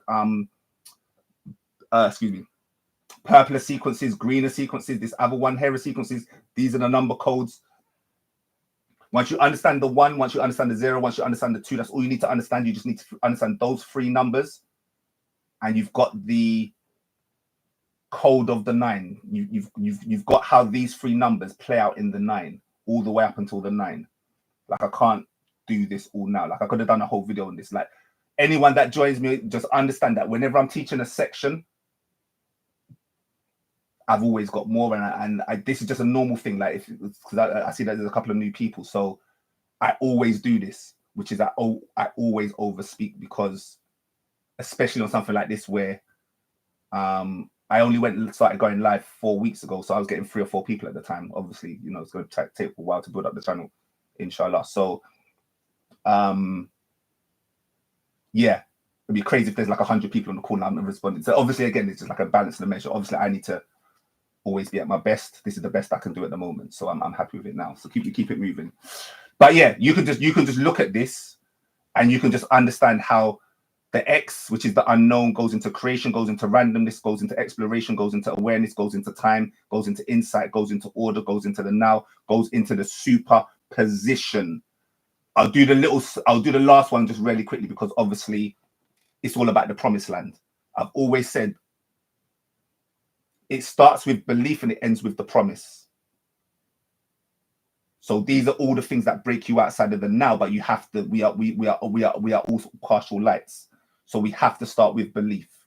What your mother told you, your first beliefs come from your mother. And where is she directing you? That would be the promised land, your version of heaven. Your version of heaven is going to be your guiding light, your North Star. So always understand when you're listening to these other speakers, me as included, because I say what my North Star is. I will show you what my North Star is. My North Star is right here. So this is my 20-step process of creation. This is like my version of the tree of life, basically, just for anyone that knows what that is. This is my version of the tree of life, my own personal version. And so all I'm teaching today is these 3 principles: creation, stimulation, theory, and oneness. To Bumberclay. We haven't even started oneness yet. Like, I've been hinting at it, but I've not really done what I wanted to do. So yeah, I'm going to start speaking a bit even quicker now, which again is a natural thing I do. So, but yeah, again, you can screenshot this stuff. Just screenshot it, pause, screenshot, pause, screenshot, pause. But essentially, I'm just trying to go to the past bit, and I'm basically saying that my promise, the promise that if you follow this channel, if you enjoy this content, it's because my ulterior motive is to try and shine a light on how we, C.R.E.A.T.I.O.N.S, how we are one, C.R.E.A.T.I.O.N.S, how we return to source. And so I'm looking to build a community, to be very blunt. I'm looking to build a community like Facebook groups, Discord, or whatever. Like, I haven't worked it out because I'm gonna vibe off the energy of the people and also the time, because I work with divine timing. So I can't say what I'm gonna do in the future because I don't know. But there is an intention and it will manifest when it needs to. But again, I'm only as powerful as the energy I receive. So, you know, I'm cool. And then the reward is peace. Peace, Lord. Peace. Shalom. And the only way you get to peace, if you understand this peace word, like I can't do it today, but if you understand the Hebrew of the word shalom, and you understand that each letter is a symbol, each letter has a meaning, and you could do that yourself as homework. Go into the Hebrew meaning of what the word peace means, and then your mind may be blown, because you understand that in that word peace, from the shalom perspective, they speak about chaos being evil. The Bible, the Hebrew, is in our logos. So I'm basically saying that we live in a consensus reality because everything is probabilistic. And so what people believe is what is true. That's how you create entities. You create entities from your imagination. All thoughts go everywhere. Attention is a moral act. Attention is a moral act. Attention is a moral act. And so that attention creates. And I'm saying through the logos of the shalom, it speaks about chaos, again, in its negative connotation. And I understand why, but that's not my logos. It's not my logo. So I redefine words. I'm just somebody that creates. I'm always in creation. I've got my whole dictionary. I've got my own dictionary. Like I'll share it one day. I've got my own dictionary with like 6,000 words. So and I just decode words. I just decode words for fun. Like I've got 11 ways to decode a word, basically. 11 ways to decode a word. And I never use them all 11 because I'll be there forever. So anyway, all right, cool. So yeah, you've seen, again, this is a bigger picture. I'm just always being mindful of the fact that there are new people that may watch this that have never seen this before. So I have actually taught this stuff before. So if you go to my first video in my playlist on the Affinity series, I break this down in 3 hours. This whole chart I break down in 3 hours. Not the outside bits, but just the inside bits. So I'm not going to do that today. So, all right. Stimulation theory. How far down are we? Okay, we're over halfway. So basically, we're saying that there is a binary system. So that duality is not a duality. It's a binary system. Just think of it instead. It is better from a spiritual perspective from my own inflections or understanding, is to understand it as a binary system. The binary codes, adinkras, boom, binary codes. So it's better to think about it as a binary code, this 0 and the 1. There are only, so really there's only one number. Similar how like black and white are not really colors. The 0 is not really a number. So there's only one non-number and there's only one number. So I got this concept And this concept, I was almost going to title the video with it, but it's just too much. Like, I don't think people get it. So just why would I do that for? But the jack of all trades. Yes. That part. That's it. That part. So I basically, this channel is all about encoding. Encode your reality. Don't decode your reality. Encode your reality. When you're listening to other people's meanings, it's just about decoding. Encoding your reality is creating your own meanings. Thank you.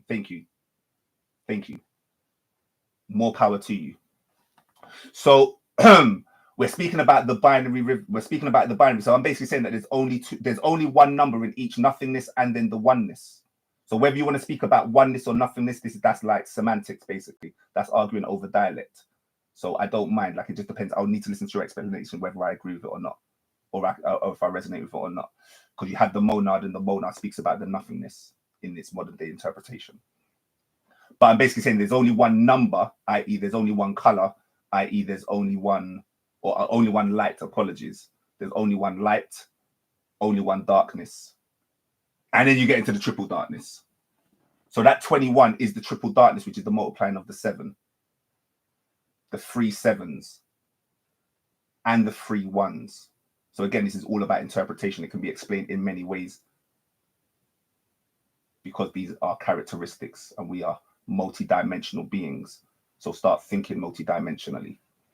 So the binary code represents the fundamental ebb and flow oscillation between the false chaos and the true order states.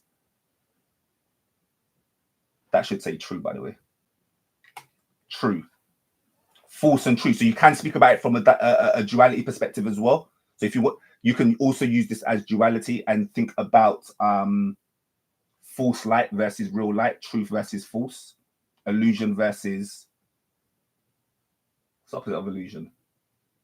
Clarity, clairvoyance. And it's foundational. So again, you've seen this one. So you've seen this. So you've got the binary system. This is obviously what makes up all computers. It just makes up all quantum computers, basically. It makes up the program. This is the algorithm, the fundamental structure of the universe. And so when we say that, again, you've got different inflections. So you can say all is number, all is maths. That is one inflection. That is true. You can also say that this was created with the sword, the sacred word. As in the God spoke the universe into existence. That is also true. But then you could also say that the universe is mental. My preference is the universe is mental. Why? Because that puts the power back in you. I'm all about making sure that that power comes from your divine light. And so we as man interpret the universe through the only language that we were given. And we were given the language of number.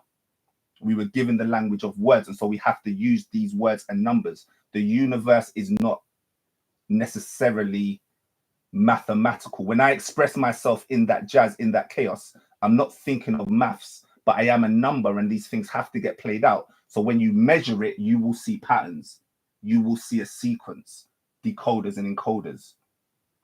But it's not necessarily that intent. That intent was just a pure intent that was way beyond any number, in my opinion. So I prefer to just speak about the universe being mental and that the reality is symbolic, and that symbolic representation comes through very strongly in numbers and words. yeah all day every day.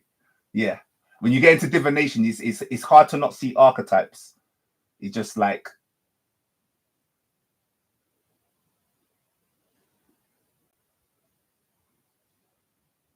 yeah, you're in the right place.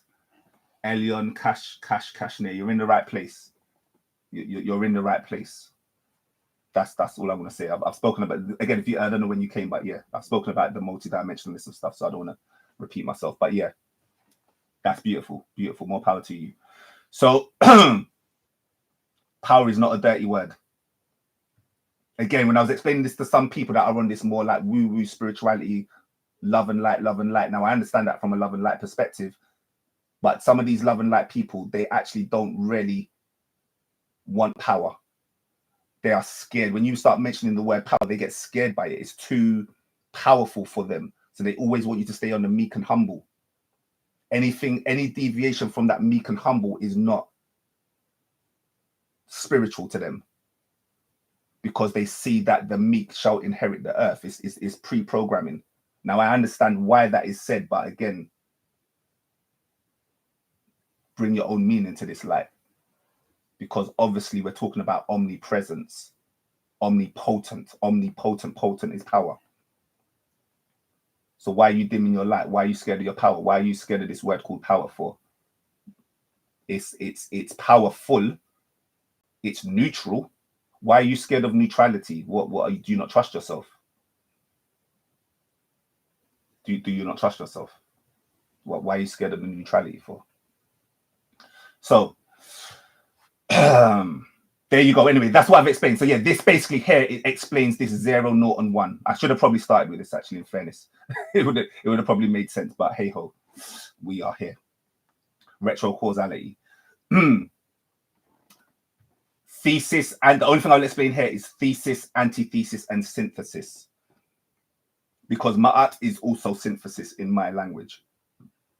So balance is synthesis from a triality perspective, or even a dualistic perspective, but especially from a triality perspective, because you get something called the Hegelian dialect. He's a philosopher, famous philosopher.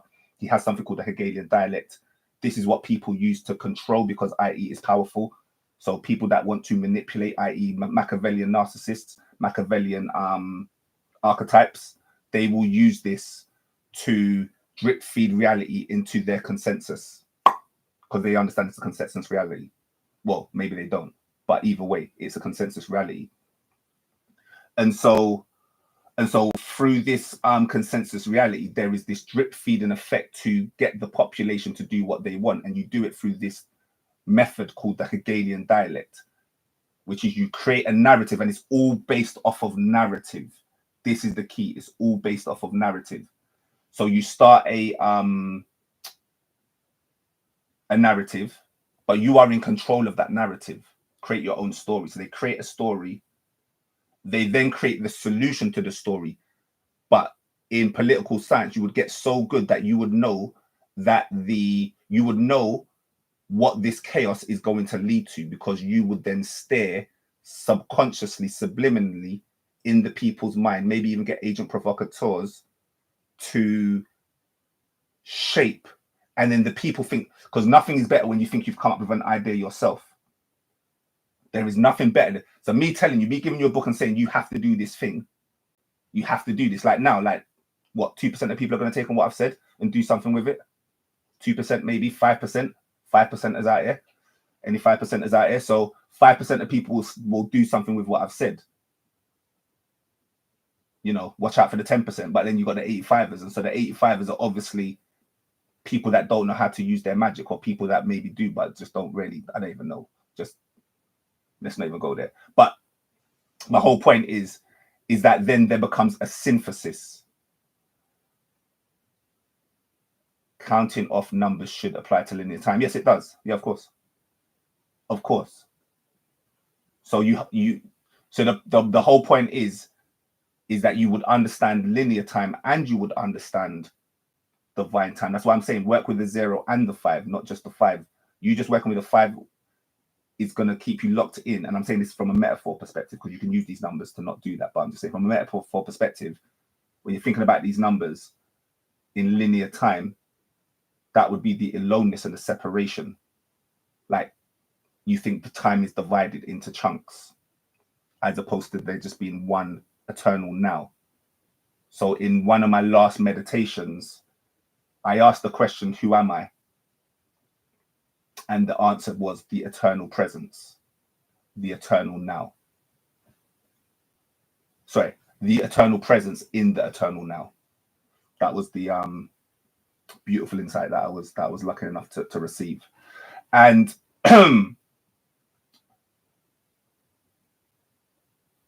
yeah, so you can work with numbers in linear time. Again, mastering the rhythms of time also means mastering. So, you know, there's some people. So there are some people. I've created my own calendar. That Like even talking about things I've created, but like I have created these things, like I just don't want to distract too much. I've created my own calendar, and this calendar is a multi-dimensional calendar. It has about 10 different systems in this calendar. In there is also the Gregorian calendar. Why? Because I understand consensus reality. I understand what that Gregorian calendar is used for and what power it has. So as an alchemist, this is the second book I was going to show today in the Oneness section. Overcoming the Archon through alchemy. Yo, buyer beware. That's all I'll say. Buyer beware. You might not be ready for this book, people, but who knows? So anyway,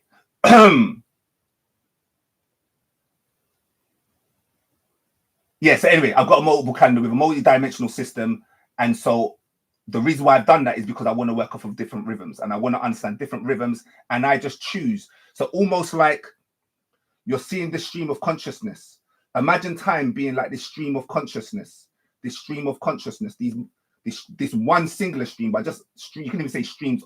Let's just understand the prism and that light gets refracted. So you're understanding these streams of consciousness, and then what you're doing in that stillness moment is you're deciding when to go and create your one.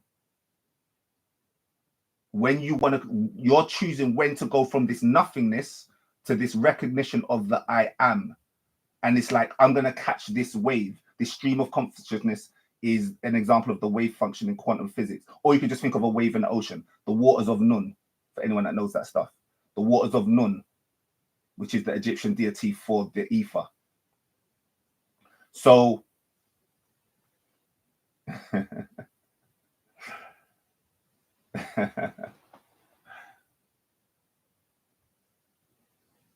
yes. Yeah. Like, just follow me. Literally, things will get announced, but I've got so much. Like, I've been building for 4 years. So for 4 years, you know, like when they say go away for 3 years and then come back, and I did that for 4 years. 3 to 4 years, I've just been in the lab, in the basement creating. And so I've got all of these creations, and they're like putty, they're like Play-Doh. And it's just a timing thing of when they get released. So I've got this multi-divination calendar that I use every day. Like this, I won't say every day, but I'm now in a flow where I'm using it every day, and it's just so fun, so magical.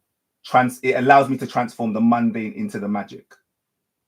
It allows me to transform the mundane into the magic. So I have magic in every moment. This is basically it. So what's self?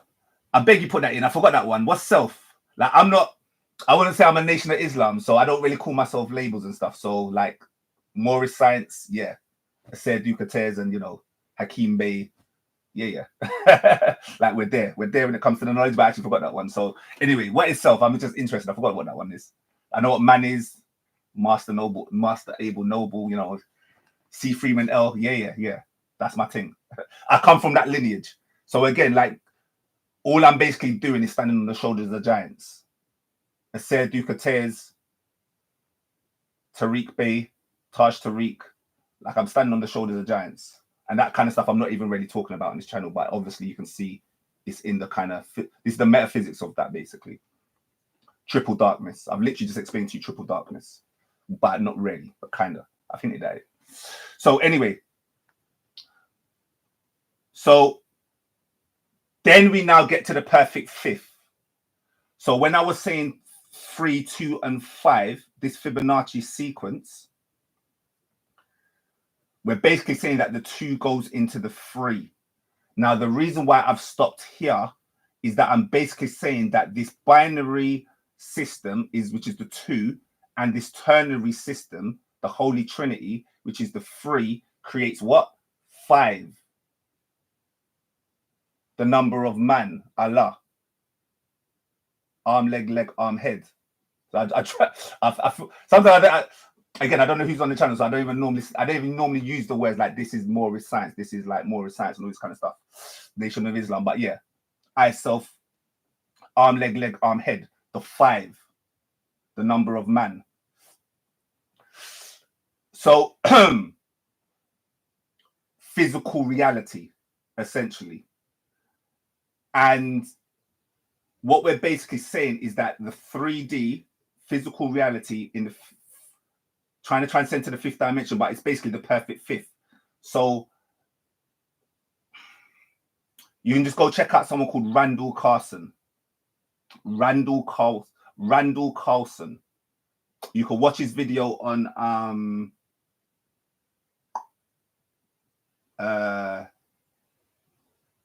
Joe Rogan.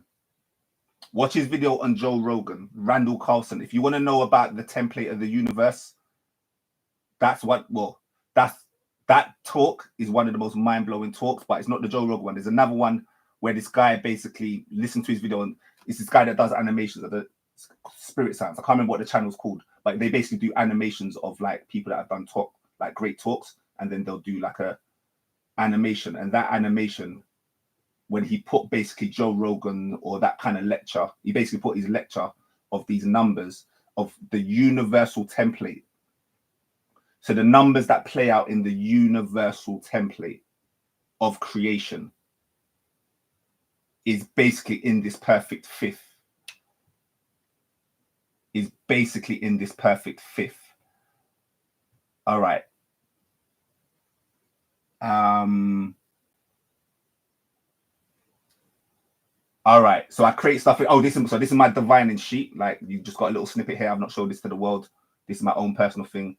I might release, again, if I get enough energy from people and people like this stuff, I might release certain versions to the public, because this stuff don't look pretty. If you go to my website, that's like thousands of pounds. It looks pretty. It looks really nice.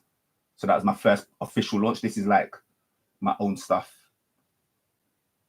that I've built myself personally without any developers. But my website stuff is all developers. I used to run a digital marketing company, basically. So that's how I'm able to create stuff.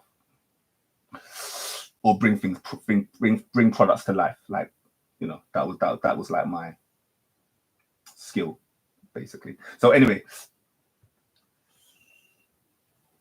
this is my database. Like, I'm just giving it away, but this is basically one of my databases. This is something that I didn't think I was going to show people, but I'm just in the mood today. I'm vibing today. So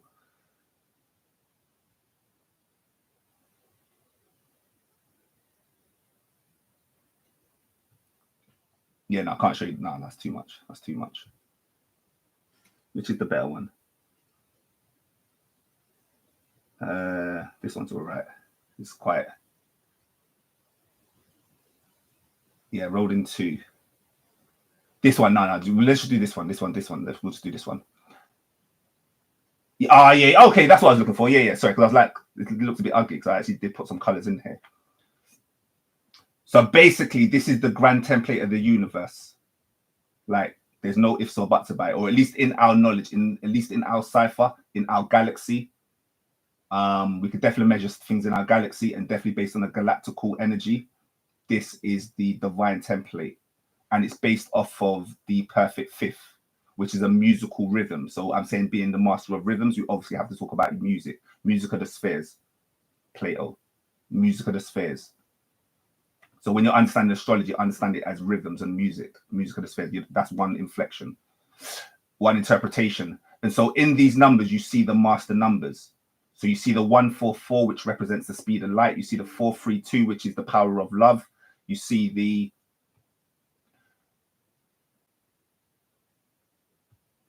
You see the 1269. You see the 216. So like, these numbers are spoken about in the Bhagavad Gita.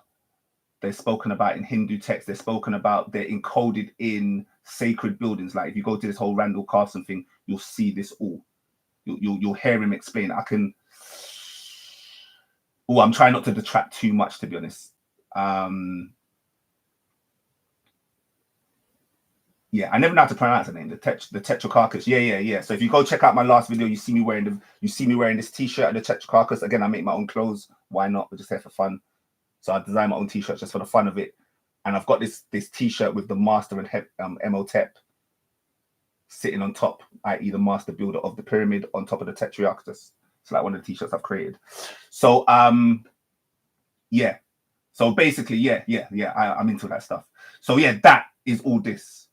And so this is basically like the divine template. So if you were going to build something, so I'm into sacred geometry. I'm into something called biogeometry. These are just words. I'm just giving them away. This is supposed to be a beginner's kind of level class, but like I'm seeing that the people on the chat are pretty advanced. So I'm just going with the energy. So you can look into something called biogeometry. Ibrahim Karim. This guy's been for 40 years just about energy. Understanding energy work and understanding sacred numbers. And basically, I've got his whole course, which is thousands of pounds worth. Like, it's worth thousands of pounds. I've got his whole course. And in this, he drops certain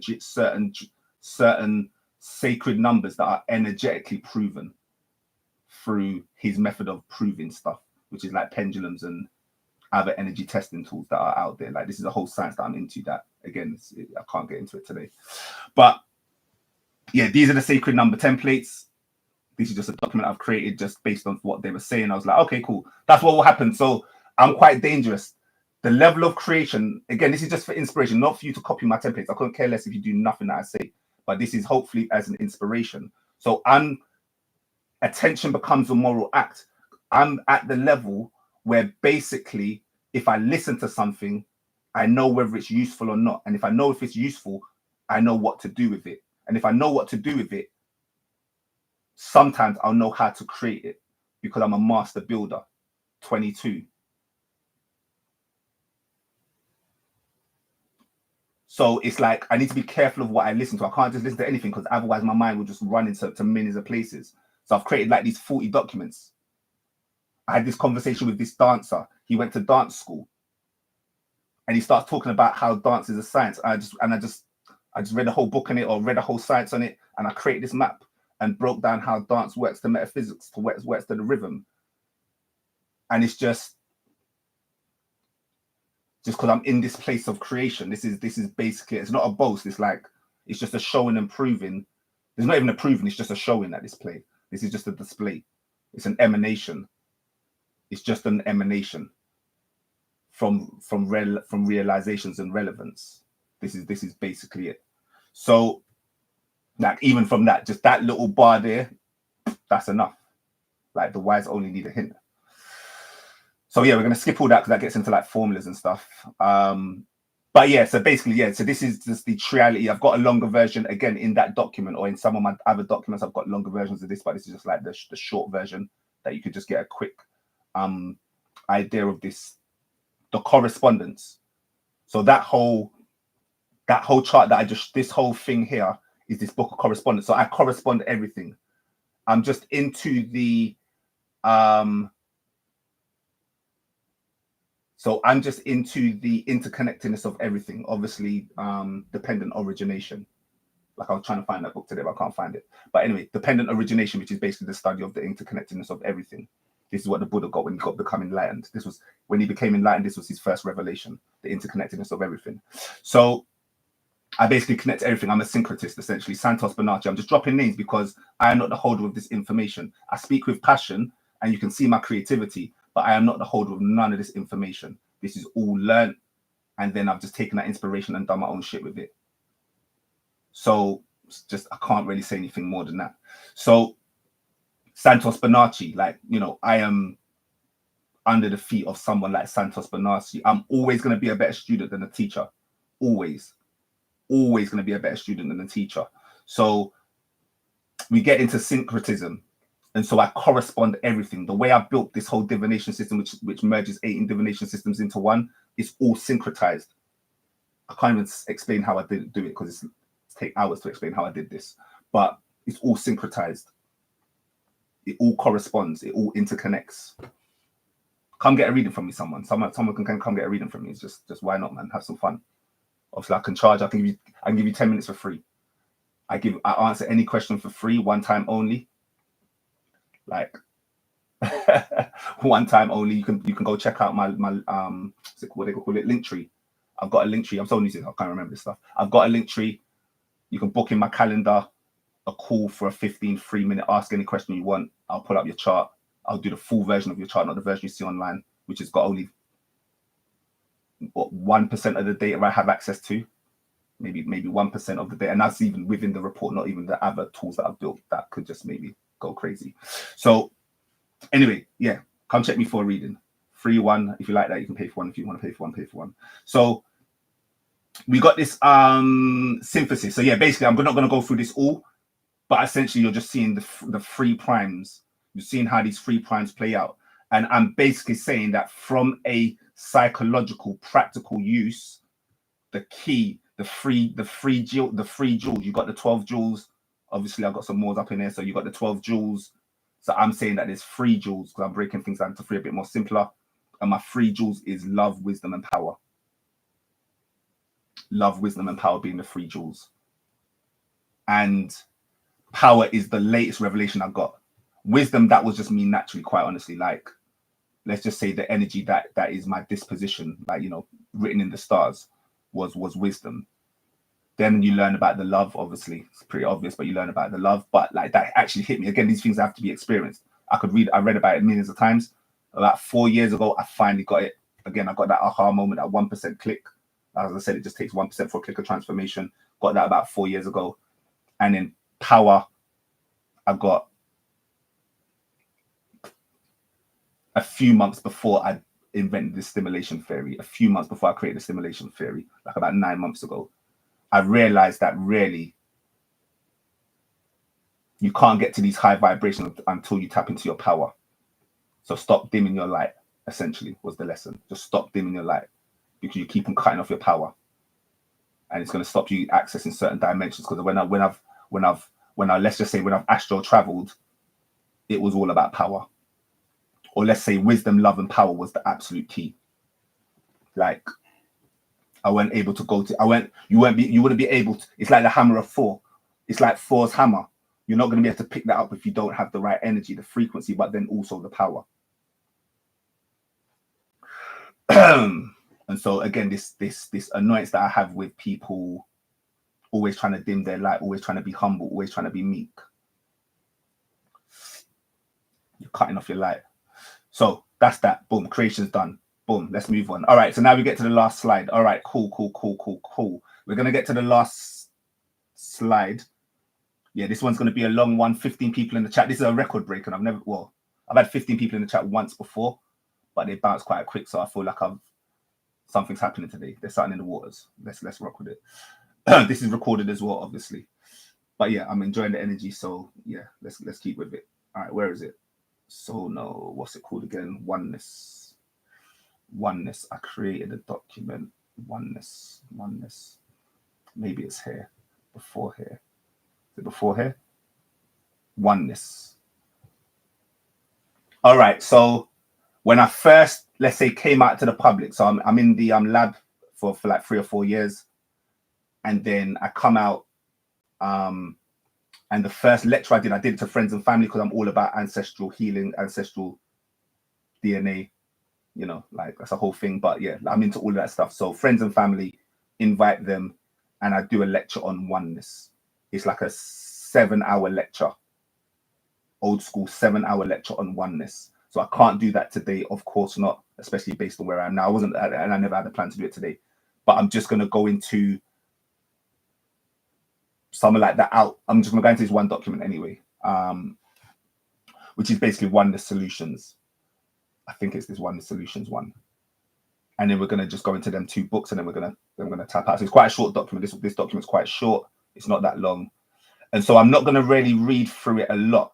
And I'm not going to hide it as well, because I can't really go line for line right now.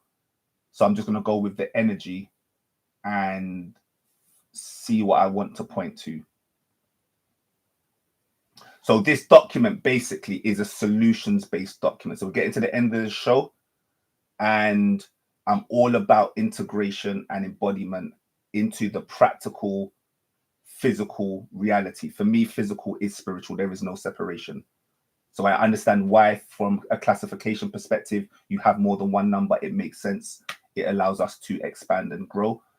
But really, we just understand these are, as we said, emanations of the one, creating more ones. All is one and one is all. All is none and none is all. So that was my later epiphany, because all is one and one is all. That's like the Dalmatians, Moorish science again. Not down. Three Musketeers, apologies. The Three Musketeers. All is one and one is all. D'Artagnan, Sirius, Anubis. All is one and one is all.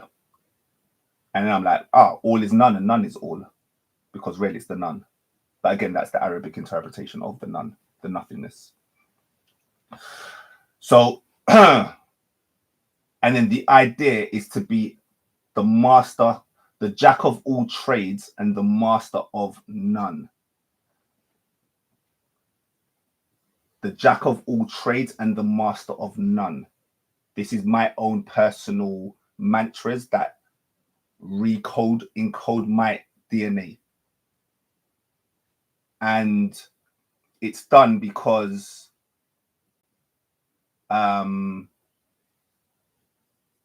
want to tread lightly. Essentially, being a master of all gives you that expansion.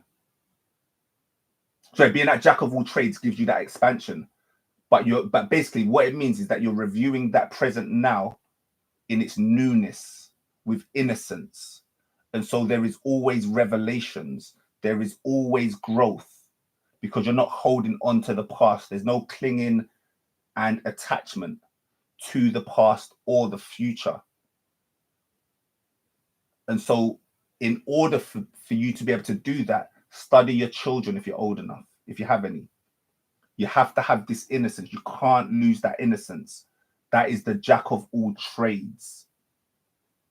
If you put something on the floor for a baby, the most minute thing, they're going to pick it up.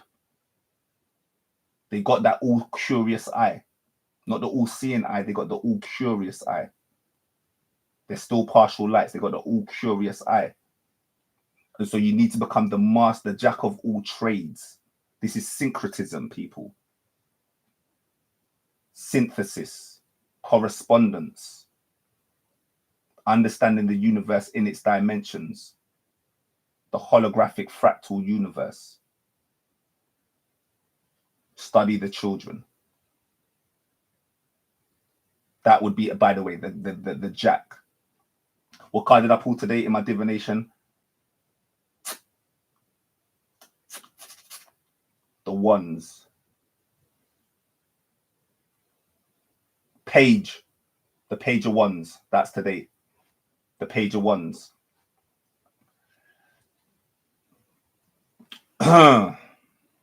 So, anyway, innocence. To then allow you to always master the none.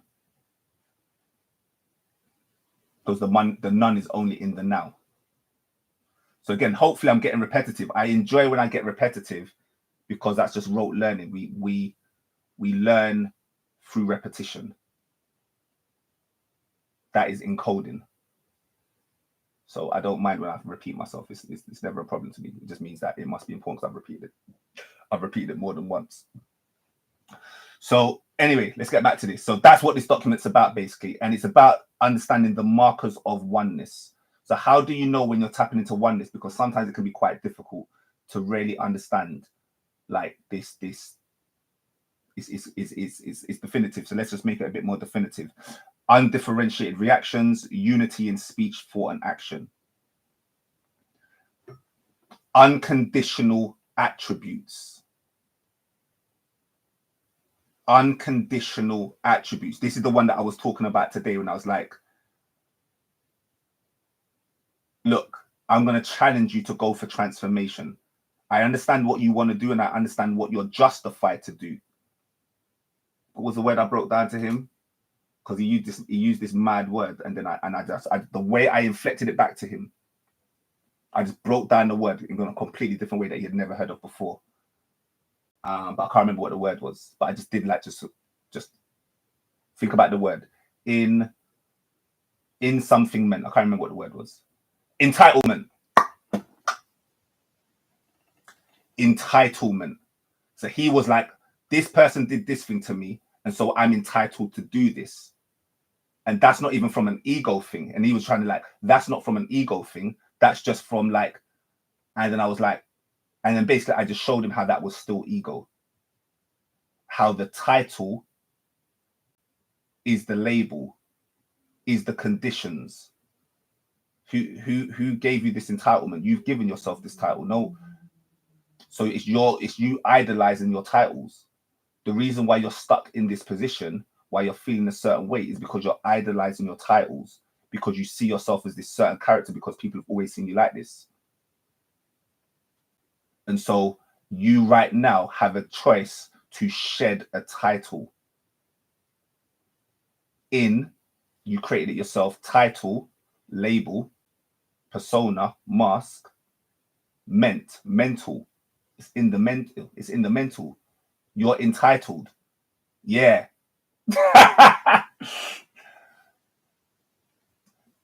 And I was like, where is your book of, I was basically, the way I explained it, I was like, everyone has their own internal book of judgment. Again, Ma'at, Tahuti, scribes. Everyone has their own internal book of judgments. But this book of judgments is internalized. Yes, it may be influenced by outside. You know, we are part of the environment. We are the environment. We are one. But this book of titles is basically these are your bags. These are the things that you carry in your bags. And I'm like, you have an opportunity to transcend. I know it's so easy. Like, I know what the road says. I know what the book of judgment says from the road manual, let's just say. Like, again, this is like a violent thing. This is like a situation of violence. So I know what that life, I know what the book of judgment says in that book of life, what should be done. Eye for an eye. I understand it. But you can create a new narrative. You can create a new narrative. So, and you only do that. Well, I won't say you only do that, but I'm basically saying that these narratives are created from a space of unconditionalness. These titles are conditions. And I'm saying that you want to go for attributes that are unconditional. Unconditional love, unconditional peace, and unconditional passion. I know it's a hard ask. I'm not saying it's easy. This is the struggle. This is the struggle. This is the work. Sometimes it ain't really fun, if we're being honest.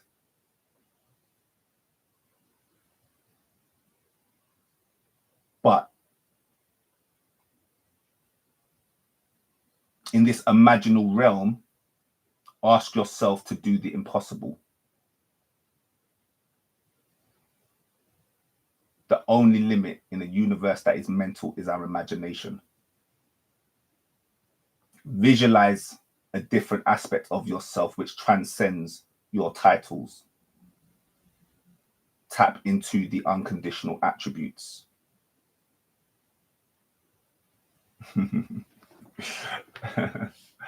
So I'm still reading the chat, but actually, for once, I'm actually trying to keep on, so I can't respond to every chat. But like, I see you people. I'm loving it. Let me love the chat myself. I haven't even loved it yet. I'll put a love out there. So yeah, boom. I don't even know how this works. I'm so new to this stuff. All right, cool. All right, whatever. Let's keep it moving. Love to everyone. There you go. So, all right, boom, boom, boom, boom, boom. Is there any more that I want to pick out? So again, I'm not going to go through this all. Lack as an illusion.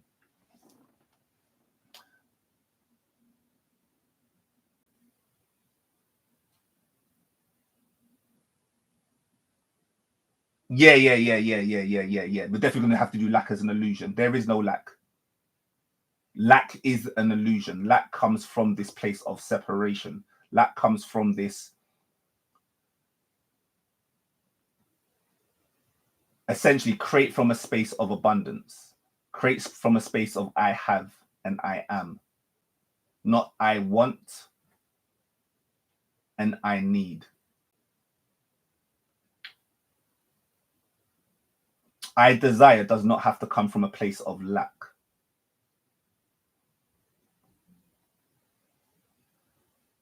When it taps into, but I'm saying, but oh yes, let's do it in levels. Sorry, let's just get my fingers out. Let's do it in levels.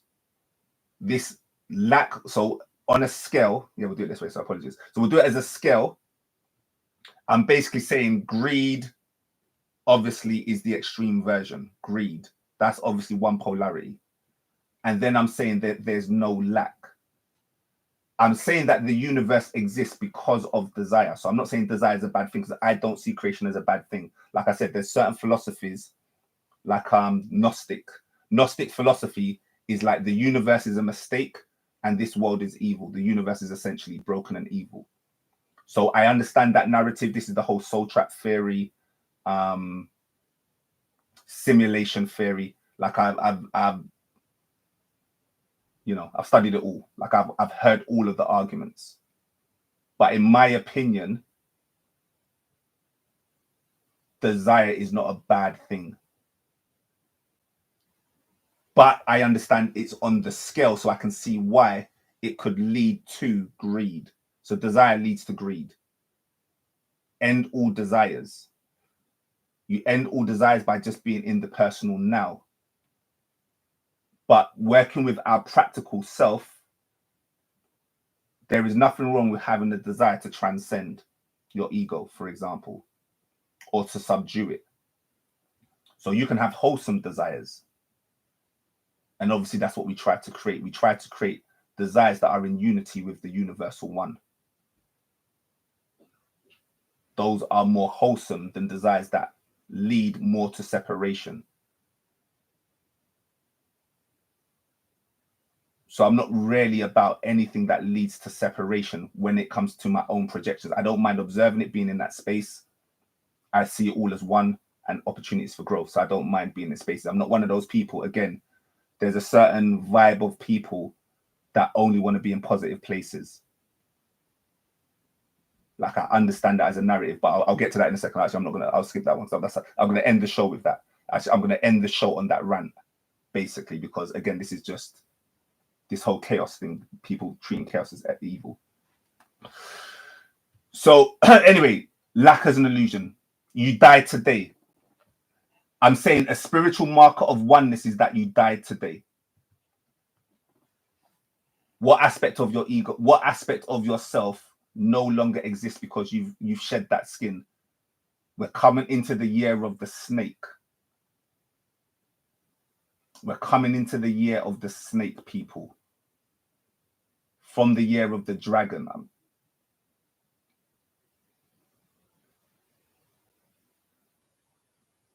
You died today. What part of yourself did you shed that no longer serves you? That would be death. Obviously, there is no death, only transformation or transmutation. Trans, movement, change. The only constant is change.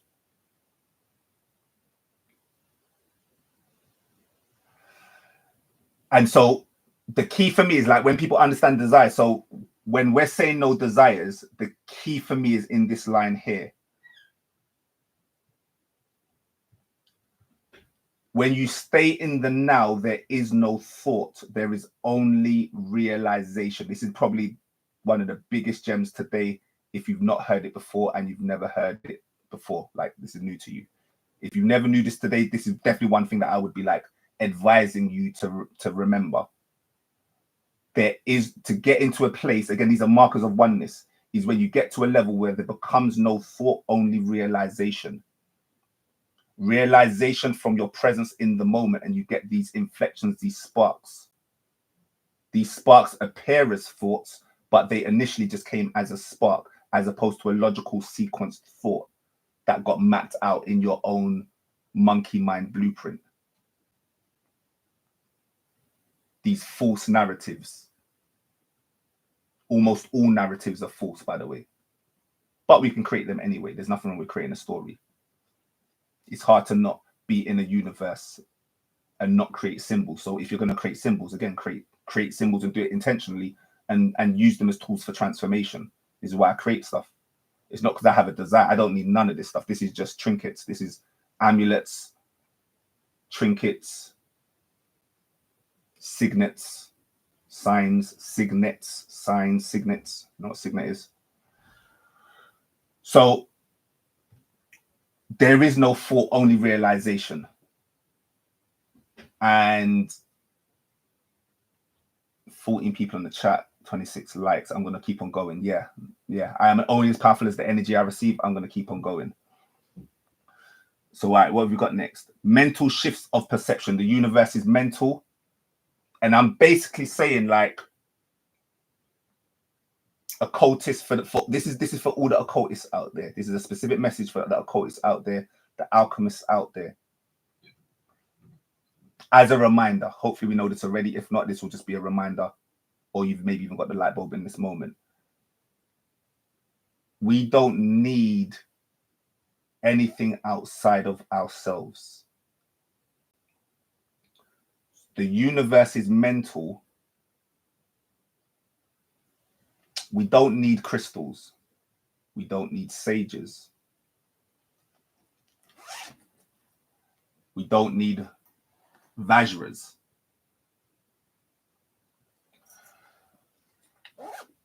We don't need Vajras. We don't need these things if our mental fortitude was enough.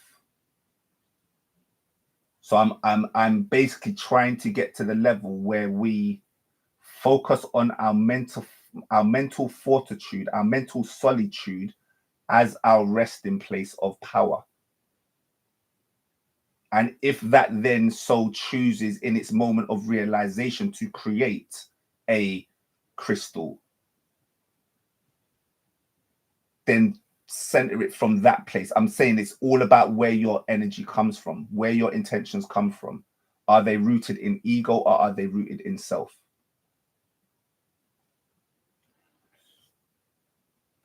I am you and you are me. So these are just mantras basically, or sayings or whatever. So I'm not going to go through all of them again. So we'll just gotta go with that one. So yeah, these are all mine, by the way. All of these are created by me. I've not got these from anyone else. These are my own, let's just call them channels. Why not? Let's go with the channels. You are not even your narrative. This is a big one. As someone that creates their own universe, as someone that's into symbol literacy, I'm even saying that I'm not even my narratives. I use my narratives as tools for creation. I use my narratives as tools for transformation. I use my narratives as reference points to track the illusion of separation in the so-called external world. These narratives are useful to me. I don't need them. I could, if I wanted to, sit on the top of a mountain and meditate for 24/7 for the rest of my life. I could do that. I'm not inspired to do that, and so I don't. And so in this world of the dunya, in this Maya, in this simulation, if you really want to go there, like I don't really believe in the simulation theory, how it's mainly played out. Like, again, there's many different types of simulation theory if you actually get real technical, but anyway. So you are not even your narrative. This goes back to the titles, the entitlement. You can lose all titles. I give myself titles. I have no attachment to them.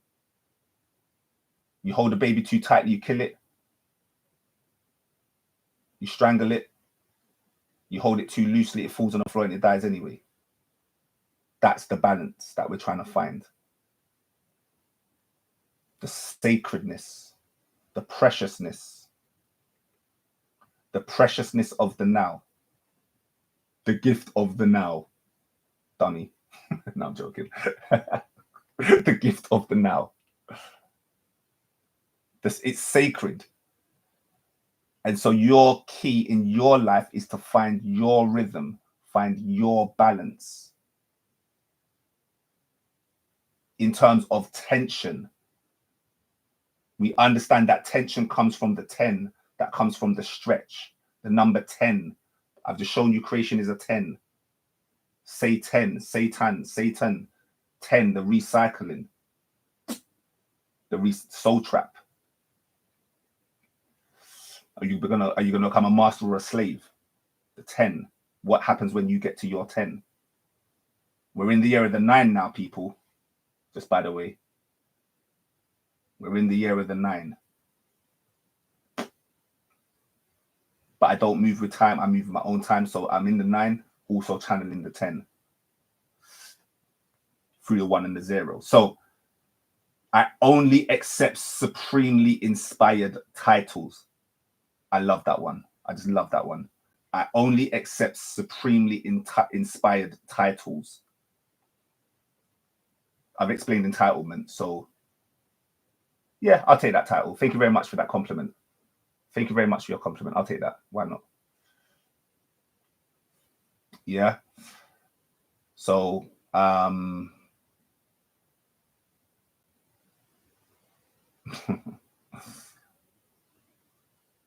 actually forgot about this document. I delivered this document about a year ago. So I did this lecture about a year ago. So I haven't looked at this for about a year. So I'm creating my own dictionary at the moment with I've got my own dictionary of 6,000 words. That's all gematria. If you know what gematria is, it's linking words to numbers. So I've got a gematria dictionary, my own database that I've created. And I just added about 400 words to it the other day, 300 or 400 words to it the other day. And I'm feeling right now inspired to add more. Like I'm really feeling this chart. So when those synchronizations hit and you try to explain to someone not technically in tune, yo. Yeah, laugh at me, bro. Sometimes I do it for fun though. Sometimes I'll do it for fun. I'll just be like, I swear down, I'll do it for fun. I don't do it all the time because it's almost trespassing to a degree. And for me, that's again, attention is a moral act. But sometimes I just got to go with spirit. And I will just randomly pull up someone in the street and just drop some knowledge.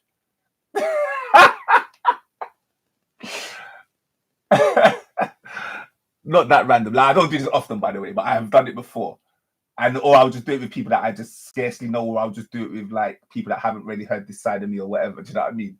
I'm just like, oh yeah, I had this thing today. Boom, boom, boom, boom, boom. I enjoy, and then we just go with it from there. We just have some fun, man. I'm just having fun in life, quite honestly. That's how I have fun in life.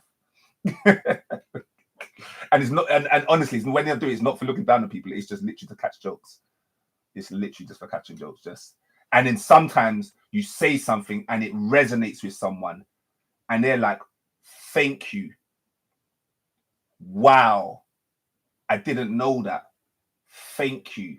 I was thinking the same thing. I can't believe you said that because that's exactly what I was thinking when you said this to me. This was the thought."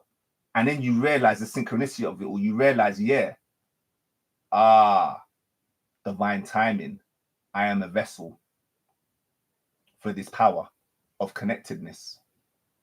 So I'm the center of my universe because the universe is infinite. So I'm the central character in my story, but so are they. That's what those reminders are always. Oh, you were thinking the same thing. Oh, you had that same dream. Oh, right, you dreamt of that. I didn't dream of that, but I saw that because this is my gift. Your gift's through dreaming. So you saw it in the dream. I saw it in the number because my gift is through numbers. But we saw the same thing. Ah, yeah, boom, boom, boom. This is yesterday. I'm literally chopping this up yesterday. I've got to speak to you. This person told me about their dream. I'm like, I've got to speak to you because that's just too crazy. Check what happened in my thing. Boom, we go chop it up. So, anyway, boom, boom, boom, boom, boom, boom, boom, boom, boom, boom, boom, boom, boom, boom, boom. Innocent until proven guilty. I like that one. Just in terms of what I'm speaking about today, in terms of being the jack of all trades, innocent until proven guilty. Who you proving yourself to?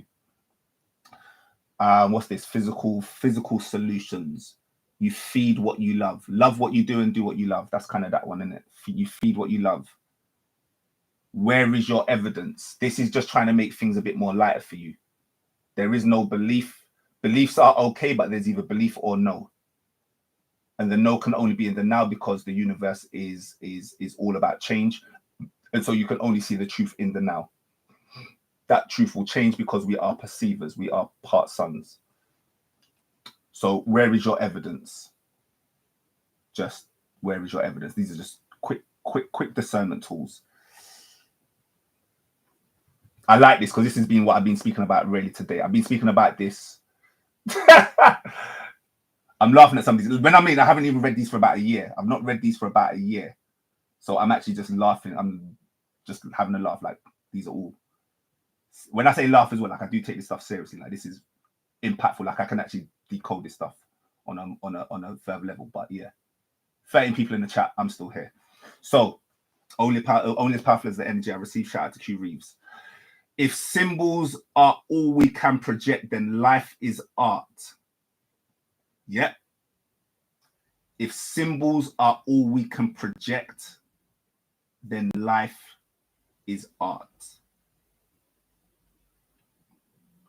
And so when you get into this nowness, as I was saying yesterday to my friend, I was like, I'm at a stage now where basically I'm not sure whether art is imitating life or life is imitating art. And she obviously said both. And I was like, yeah, of course. Because that instantaneous moment is too hard to decipher in its moment. And so when you reflect back on it, you're not even sure which way it came around. That is the realization. That's when you know you've tapped into the now. You've tapped into something deeper because you can't define it. The greatest truths hide between two truths. The greatest truth hides between two truths. Paradox. The greatest truths are paradoxical. So then life is art. So if symbols are all we can project, then life is art. Localize your relevance. Localize your relevance. There you go. So I'll leave with this one. I'm going to drop this one because this is one of my ones. I like controversial statements. I like statements that shock the spirit. Like, I like statements that people don't like. I like statements that I don't even like. I'm like, nah, right. Where did I come from that one? Where did I get that one from? So perfecting humanity is akin to polishing a turd. Yeah. You're after my own heart, Elon. You're after my own heart. You're after my own. Yeah. Stay with me. I got some things for you. I got some exercises that, like I said, I'm looking. My desire, my intent is to create a community, and quite honestly, I'd rock a community with just 10 people.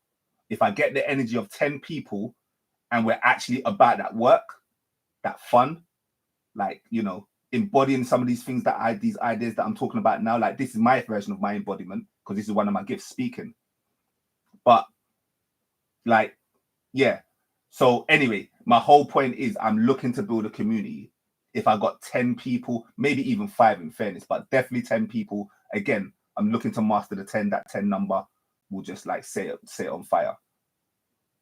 And like, we basically, I would give people access to my app and certain things that I can't really share to the public because it looks ugly. And so most people won't use it because most people just think with their eyes. They just can't help themselves. We're just in that age, basically. It's about aesthetics. I understand it. I understand the game.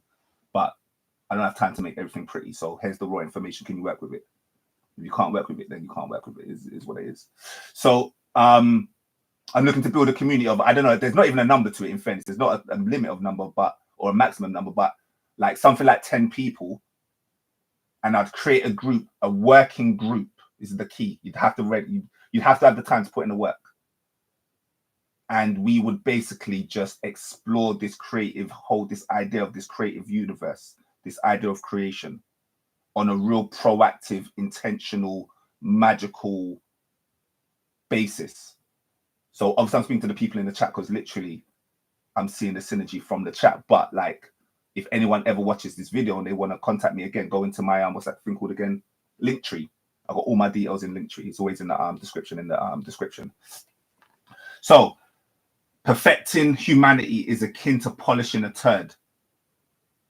So one of my beautiful, I've said his name today because this guy's been present. So one of my master teachers, and I'm saying I stand on the shoulder. If I call you a master teacher, I might just listen to it. I might not. I don't know anybody. Like, I'm not someone that connects with people. I'm just, you know, I'm a hermit basically. So I don't connect really with people that much. Hence why I'm starting from zero almost. So anyway, what I'm basically saying is Brother Panic. Anyone who knows who Brother Panic is, a lot of my lessons come from Brother Panic. Like, that's probably one of the guys that I've listened to the most in terms of like hours. Brother Panic. And so Brother Panic is not for everybody because he swears a lot, and most people think that if you're spiritual you can't swear. You have to be like kumbaya and praise the Lord, and you know, again, this whole meek energy kind of thing. So when people hear swearing, they're like, "Oh, I don't like that." I've shared it with people. Some gems that I know transform my life. I've shared it, and like, no, he's swearing. Why is he swearing for? Why is he always swearing? They can't get it. They don't get it. And I get it. It's a vibe is a vibe. But I've sat with him long enough for him to explain that, which is I want to shock you. Like, I want to upset your ego. That's the whole point, you dummy. I want to upset your ego. Why? Why is your ego upset for? What did I catch a nerve? What nerve? What part of your physical body? I got on your nerves. What? You're talking what? You're talking about physical part of your body. I thought you're spiritual, bro. Are you not on my channel to get some spiritual knowledge? I'm getting on your nerves, really. What, through swearing? Because you read something that all spiritual people are like. And then you get into this humanistic moral, this book of judgments. Right, wrong. In the highest level of duality, in the highest level of oneness, there is no right or wrong. There just isness. There is just the isness. Even forgiveness, I'll say this one quickly. Even forgiveness is a part of the trap of linear time. Because in order to forgive, that is a 4. 4 means future. 4. Forever.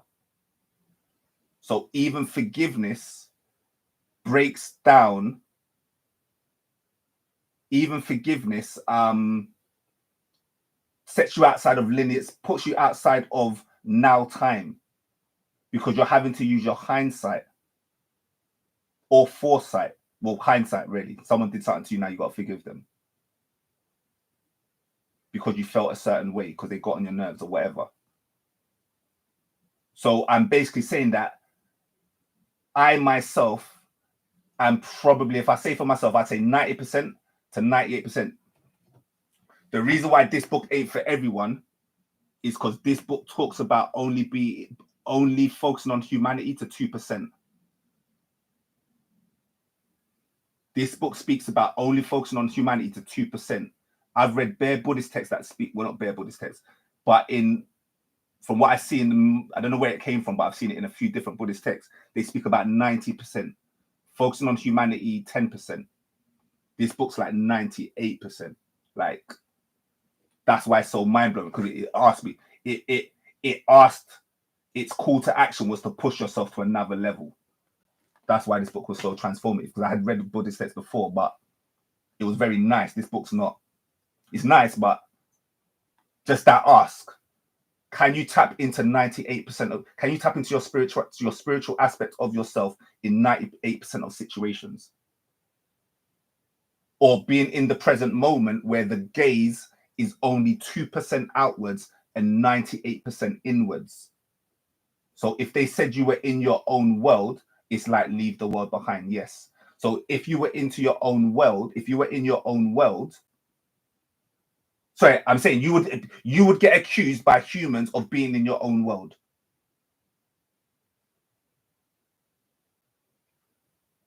That would be potentially a repercussion from a perceiver, from a human perceiver, is that you would be in your own world. Why are you always in your own world for? Like, just get back to reality, man. Just look, wait, leave them things alone, man. Why are you into all them things for? Just come over here, man. Let's party, man. Just let's drink, whatever. I don't even know what people say, but like, yeah, humans. And so what I'm trying to say is, obviously, when I do a lot of self-help work, obviously, yeah. So I'm a spiritual life coach, by the way, like spiritual life coach, just to be clear. So yeah, one day I'll actually start promoting myself. But yeah, anyway, whatever. So my whole point is that perfection, people are trying to perfect their humanity, not their spiritual aspect. They're trying to perfect their humanity. I'm going to be happy when I get this amount of money. I'm going to be happy when I get this nice car. I'm going to be happy when I get this nice relationship. I'm going to be happy when perfecting humanity. So I'm saying that basically humanity is the way I've been able to integrate it is by understanding that if I focus on my spiritual self, my humanity aspect will take care of itself. So the humanity, the growth that I live, as Brother Panic said before he transitioned, I live deliciously. So all you niggas trying to talk about like using them kind of words, like, oh my god, you nigga, can't use that. So it's like, so yeah, channeling my panic. So basically, he's like, I live deliciously. That was his phrase. I just bust up. This guy's a comedian. He's a bit of a comedian, but like I live deliciously. Don't worry about me. I don't believe in no poor righteous teacher, but I also don't focus on the money because I know my spirit's going to take care of me because I'm tapped into my spirit. So I got everything. Like I got everything I need. There's nothing I don't need. I have everything I need. Like my wife, I asked my wife when it comes to my birthday, what do you want? My reaction is, what do you get someone who has got everything? That's what I say to her. She says, what do you want for your birthday? What do you want for your Christmas? What do you want for this? Whatever. I don't know. What do you get someone that has it all? That's the space that I create from. So yeah, perfecting humanity. If you want to play that game, this channel's not about that. That doesn't mean that we focus on poor righteous teachers. Like, I'm a business coach as well. Like, before I did, I've been working for myself for about 8 years. And so the first things that I was business consultancy, basically. So again, that's another game. That's just, I was into sales for 20 years, sales, marketing, business, 20 years, let's just say, like, you know, gray hairs, all that good stuff. So my career, money, let's just say, food on the table, boom, that. And then 8 years ago, I was like, I can't be asked to serve 2 masters anymore. Like, I always had an idea, like, basically, I was ahead of schedule. Unfortunately, my desire was too much for the spiritual life. So I could no longer keep on dimming my light. So I was like, I can't keep on serving 2 masters, i.e. separating this physical and the spiritual life, which is what I was doing. This is me 8 years ago. Maybe even more than that now. I think I was saying 8 years, about a year ago, maybe 2 years. I think we're about 10 years ago. Separate, yeah, but yeah, 10 to 8 years ago. I can't remember.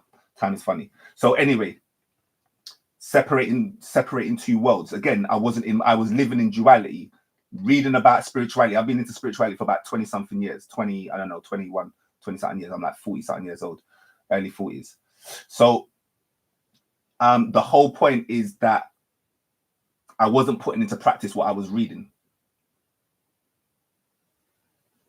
because yeah, this is getting a bit personal, but basically I didn't want to show my light. I didn't want to show this information because it was too, because again, 20 years ago is not a now thing. Now everyone knows about this information. 20 years, even 20 years ago, I was reading Behind the Bell, Behold a Pale Horse, William Cooper. This guy got killed for releasing information. So I'm growing up in that environment where this information is dangerous. Like, do you see what I mean? It was sacred and dangerous. Now it's entertainment. We're now just in the age where this information is entertainment for people. It's just a bit of popcorn. Oh yeah, that Oneness stuff, and then just go back to your thing. Like, this channel, we don't do that. Well, I don't do that anyway. So, so anyway, yeah, boom. Perfecting humanity is akin to polishing a turd. Now, test and measure. Again, I've just scrolled through all of this. This is a really nice document. I've just scrolled through all of it. There's these oneness exercises. Now, this is the last document, and then we're gonna shut this off. I've got 9 people in the chat. Right, yeah, I'm still gonna go, man. Like I said, only 1 week have I had more than 10 people. So for me, this is I'm still in it. This is abundant. This is abundant. So boom, boom, boom, boom, boom, boom. Which book? Yeah, this one. Boom. So basically, these are like some notes from this book. And I'm just going to go through a few of them. As I said, like this book, like I said, for me, is the most transformative book because it asks you to basically focus on the spirituality to 98% and only focus on the external world 2%. So it's called the inner gaze. This whispering of, it's basically this whispering of the dragon. Oh yeah, okay, cool. Let's do it now. So I do the 2025 decode. Check out that video. 2025 decode is my last video. It's my first video where I show not tell. So this video is basically my most important video. I say this every time, basically, this video is the most important video. But basically, this is the first video where I basically let myself off the leash in terms of releasing information to the public. I've just got a new channel. I've probably only got about 10 videos. And so I'm trying to like warm people up.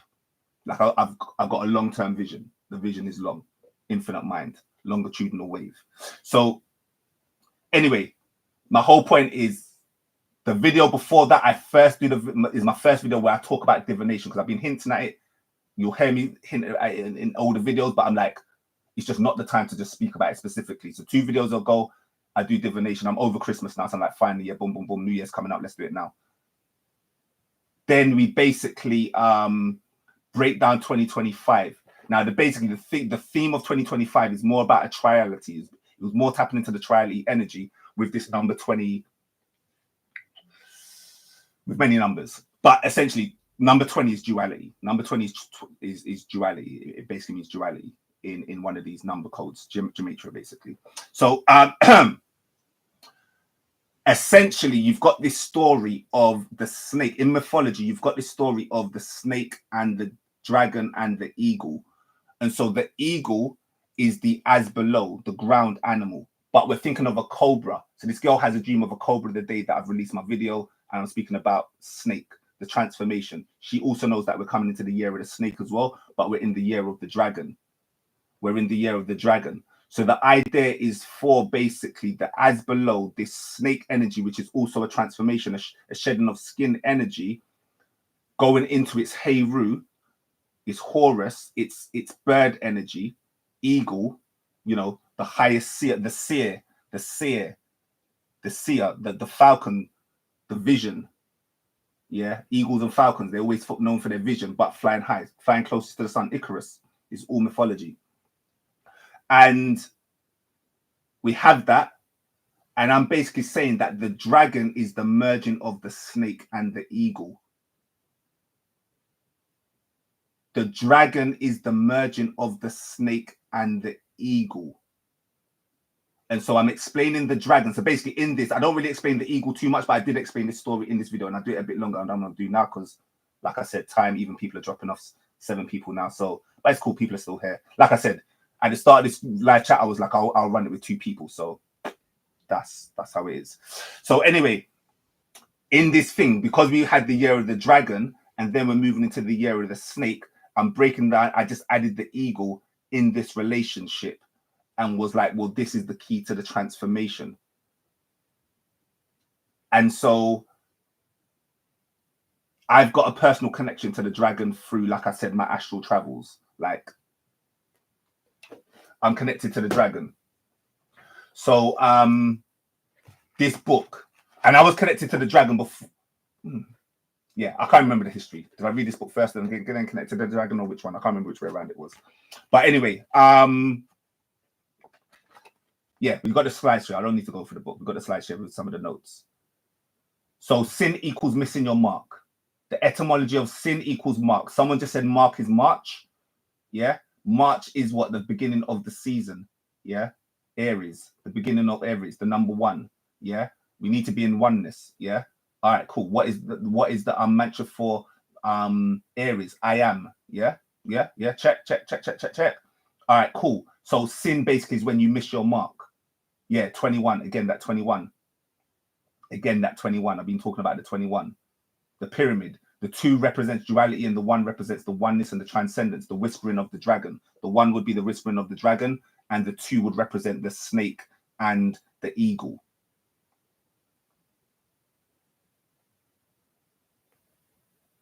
In its 3rd month, March, the 3rd month.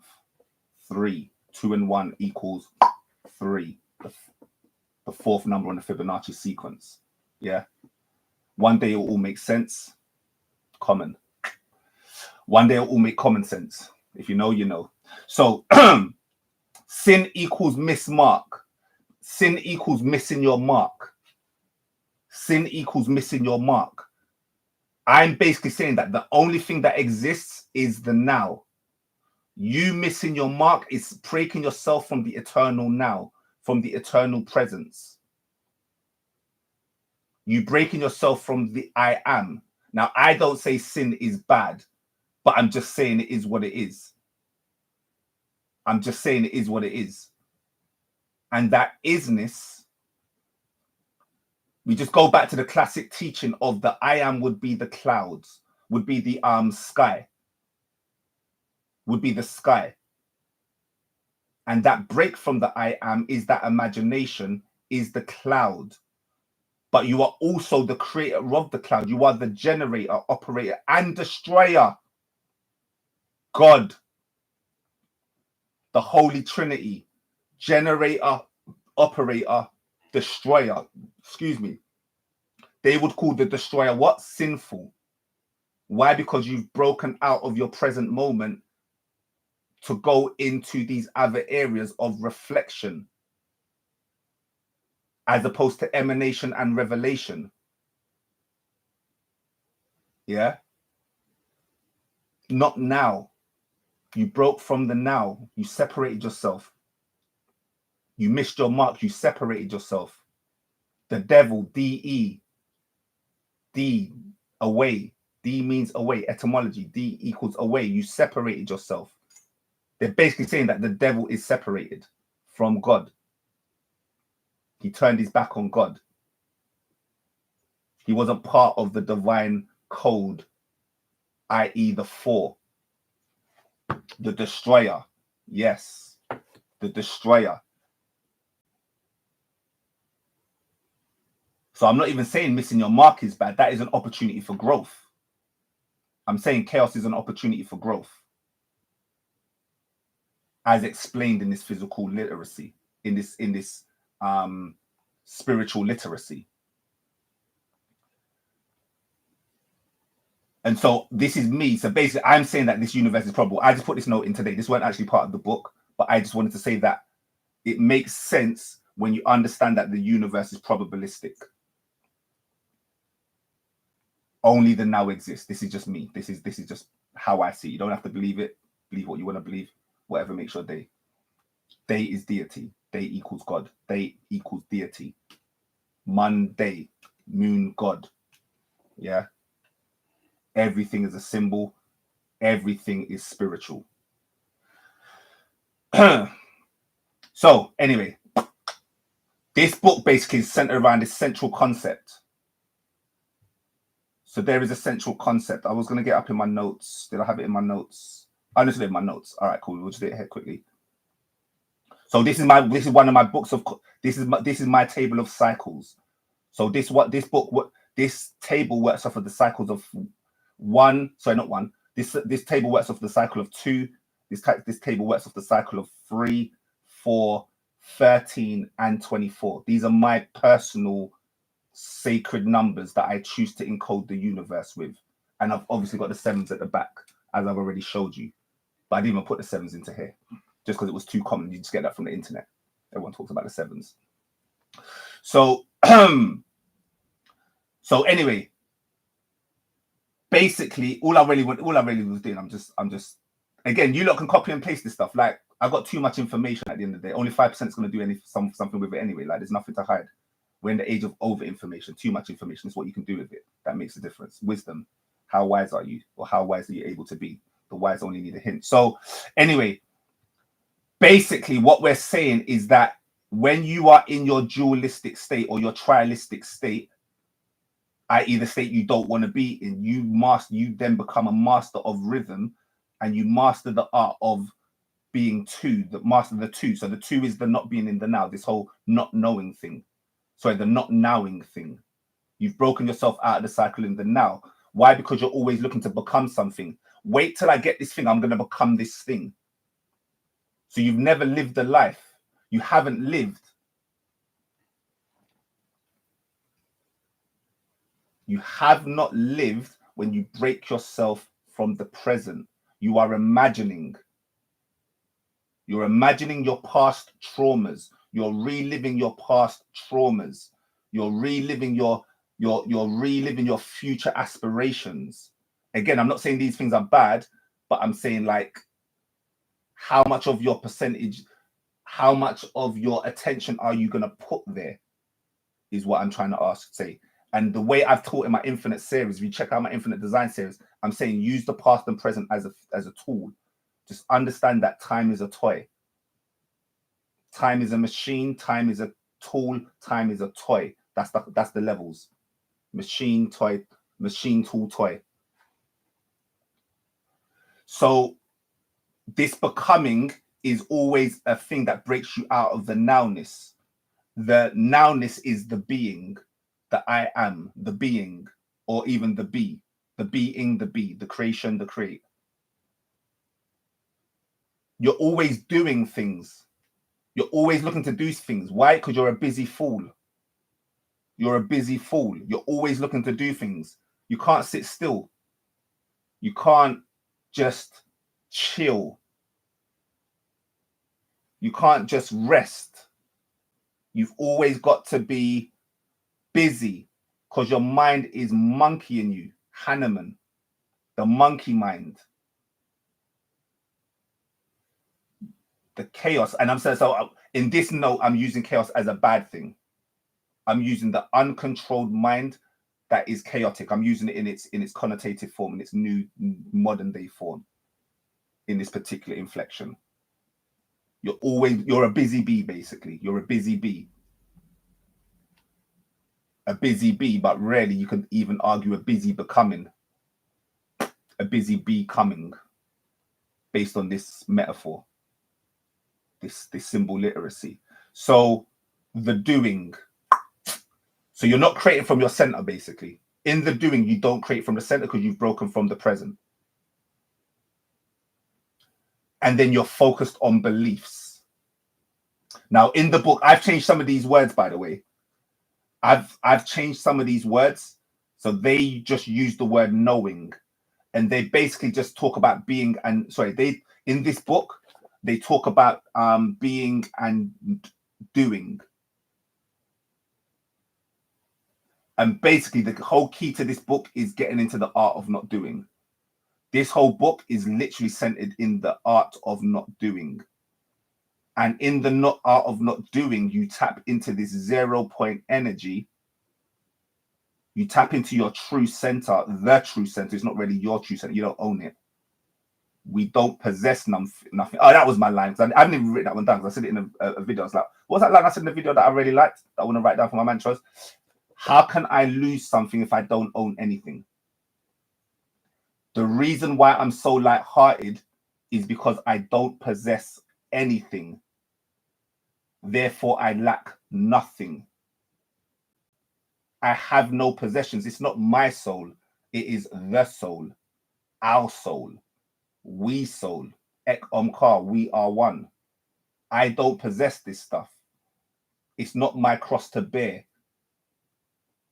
This expectation of you wanting me to be rich, it's not my cross to bear. I accept no titles that are not sacred. So you created from this physical space only, this doing and being space.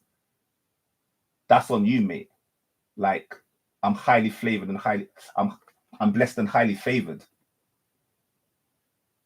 So, you know, don't curse those people. Words are spelling. Don't curse those people, because that shit ain't gonna come on me, bro. That shit don't come on me, bro. That just goes back to you, fam. Like, there's no point. Just don't do it. I'm protected, blessed, and highly favored. It's cool. So not doing, formless knowing, being, not doing, formless knowing. So I've used the word formless knowing. They don't use the word formless knowing, but I'm basically saying that this symbolic literacy, because when I'm using symbolic literacy, I'm obviously talking about words. But when I'm speaking about it from a sacred geometry perspective, it is to become formless. The idea is to become formless. You create from the center of formlessness, pure potential. And as I said, it's almost like these streams of consciousness where you just, in the moment of realization, that is your moment of catching the wave. All time is now. That's beautiful. I'm going to take that if you don't mind. I'm going to add that one. All time is now. I don't quite phrase it that way, but I enjoy that phraseology. I enjoy that. Like I said, I enjoy poetry. I enjoy hip hop, all that kind of stuff. So all time is now. That's beautiful. I just say time is now, but I actually enjoy the all time is now as well. I've got timers now already, but I enjoy all timers now. I don't know why, just that all. It's a niceness to it. Again, the allness is one and one is all. So yeah, formless knowing. Formless knowing. This is the key. Formless knowing. And you know you're in the stage of formless knowing when you get into realization. I would say I had a headache today, but I should be tired by now. Like I said, I'm on a new routine because I'm trying to shift certain energies. And so I've just flipped the script on my sleeping pattern. And so I should be really, really tired now. Why am I not tired? Because I'm manifesting, I'm emanating from my center. I'm doing what I'm supposed to be. I'm exactly where I'm supposed to be. So I've got more energy now than when I started. I'm only as powerful as the energy I receive. Quite honestly, I do think that it's not an ego thing, but the amount of people that were in the chat compared to how my day's been, like I was dealing with a situation, like I said, certain, there's a potential violent situation, and I've chosen to prioritize that over this lecture today.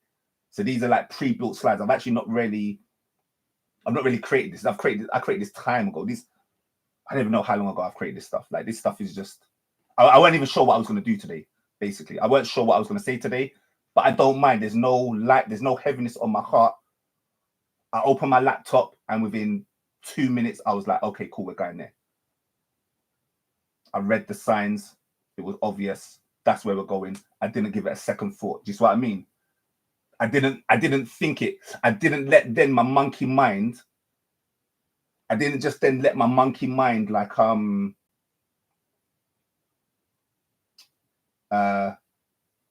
dictate the play. What a beautiful phrase. I didn't let my monkey mind dictate the play. I got an inspiration and I ran with it.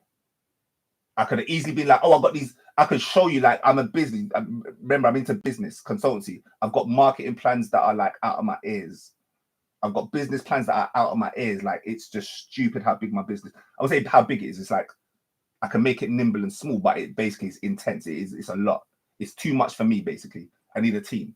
If in order for me to execute my vision, I need a team. That's just no ifs or buts. No man is an island. It's no big deal. We do it from a place of sovereignty and centeredness. It's not a problem. I enjoy people.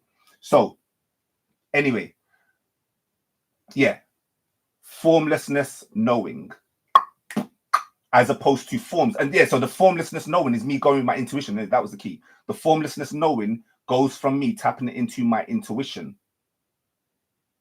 Going with my intuition, apologies. Tapped into it in the first place and then went with it. Like obviously I've done my divination stuff. I've recorded them half an hour each just to decode myself, and I'm trying to skip stuff. But I'm like decoding myself, I'm journaling. Like if you come with me on this journey, basically this inner community thing, you have to journal. Basically, I've created a synchronicity diary. I've created a synchronicity journal, and I'm basically gonna master this thing called time. Yeah, don't worry, I don't have it here. I'm gonna master this thing called time. This is just my hobby. My hobby is to master this thing called time. It's just a hobby I've chosen. Like, but I feel it in me. I feel there's something in me which is attracted to this 8. Like I'm an 8 being. Like my birthday's on the 17th. Today I pulled out the 17, by the way. I basically pulled out. No, I don't want to get into my divination read for the day. But yeah, anyway, whatever. But yeah, so I'm an 8. I got this 8 energy, this master of time. This girl pulls out the 888 today as well. She's one of my keys. Anyway, whatever. So formlessness knowing. Formlessness knowing. Create from that space and you run with it. Like I always advise people, have a day or a week where you go with every first intuition. Obviously, make sure you're meditating for this process and period. But essentially, every instinct you get, every desire you get, just go with it. Do what thou wilt. So again, that's a scary phraseology. Again, most people take that phrase as an evil phrase. Do what thou wilt, because it comes from Aleister Crowley. So most people are like, will, power, no, run away, run away, run away. So in that energy, again, this is this whole humbleness and meekness energy. But I'm saying that basically all we have is the divine spark. Essentially, you are a divine spark, the all spark. Go watch Transformers 1. I wrote that down. I didn't really break it down, but I was talking about this story of how the synchronicity with this Transformers 1 just came out, and I saw that on a certain day when I just released something, basically. The Transformers story is so metaphysical. It's a beautiful story. It's just so metaphysical. And in Transformers 1, it's just, yeah, my mind was just downloads. Confirmations as well, really, more than downloads, in fairness. I just enjoyed it. Beautiful, beautiful E.L.O.N. Beautiful E.L.O.N. E.L.L.I.O.N. Apologies, E.L.L.I.O.N. Beautiful. All right, cool. Leon, light is on. My name's Leon, by the way. So Leon is also lion. Your sun is on the 17th. Again, I can't help myself just to do decoding live in the flesh. So I know you've been messaging a lot, and so our names are spiritually linked. Our first names are spiritually linked. Basically. Elion, Leon. We're like a degree of separation in name, just to be clear. 1 degree of separation. Obviously, that's an illusion. Anyway, so, all right, let me see if there's anything else I want to go into here, because that was just me barring without even going through my notes. So, again, I'm just showing you this stuff. Again, do what thou wilt. We're in the age of information overload. So I have too much information. It's just how it is. I have too much information. We're in the age of information overload. I'm just with the times. I'm hoarding information. I'm a hoarder of information. So I don't mind sharing it. Do what thou will. I'm not putting everything in a paywall. Like, there are certain things you got to pay for. Information ain't one of them. The only thing I'll charge for is implementation and bespoke, specific use of my time, because my physical time is finite. So obviously I've got to charge for that. But outside of that, here's information. Here's a book to read. Knock yourself out. So now this is one. All right, yeah. So we're just gonna go to the highlighted ones then, because these are the highlighted ones I got from earlier. Because I knew I wasn't gonna be able to go through all of this. I had a feeling, I had a feeling I wasn't gonna be able to go through all of this. So you're in a constant state of surprise and revelation. This is how you know you're tapping into this divine spark, this nowness energy. You are in a constant state of surprise and revelation. Quite honestly, some people call me fake because they don't understand how I'm so joyful even in suffering. They could be telling me a story and I'm laughing. They could be telling me a sad story and I'm just laughing. Because the narrative that I've pitched, yeah, Leon, L-E-O-N, yeah, exactly. So we both got the on, we both got the L. L obviously knows God, on is light. So Babylon, on. The city of On is ancient Egypt. The city of On is light. Light is on. So your light is on. So I came to basically put lights on. I came to shine the light on through the word of God. L, obviously you've got Noah, and then you reverse that backwards as the mirrored, then you've got the no L. No L. Think about it. No. Hidden K to no L. But we've reversed it. So it's a winding in of energy. It's an implosion of energy. You don't want to explode, you want to implode. When you die, you don't want to explode into a star, you want to implode into a star. You want to combust, i.e. black hole, triple darkness, black hole, implosion. That's what you want to do when you die. The no L.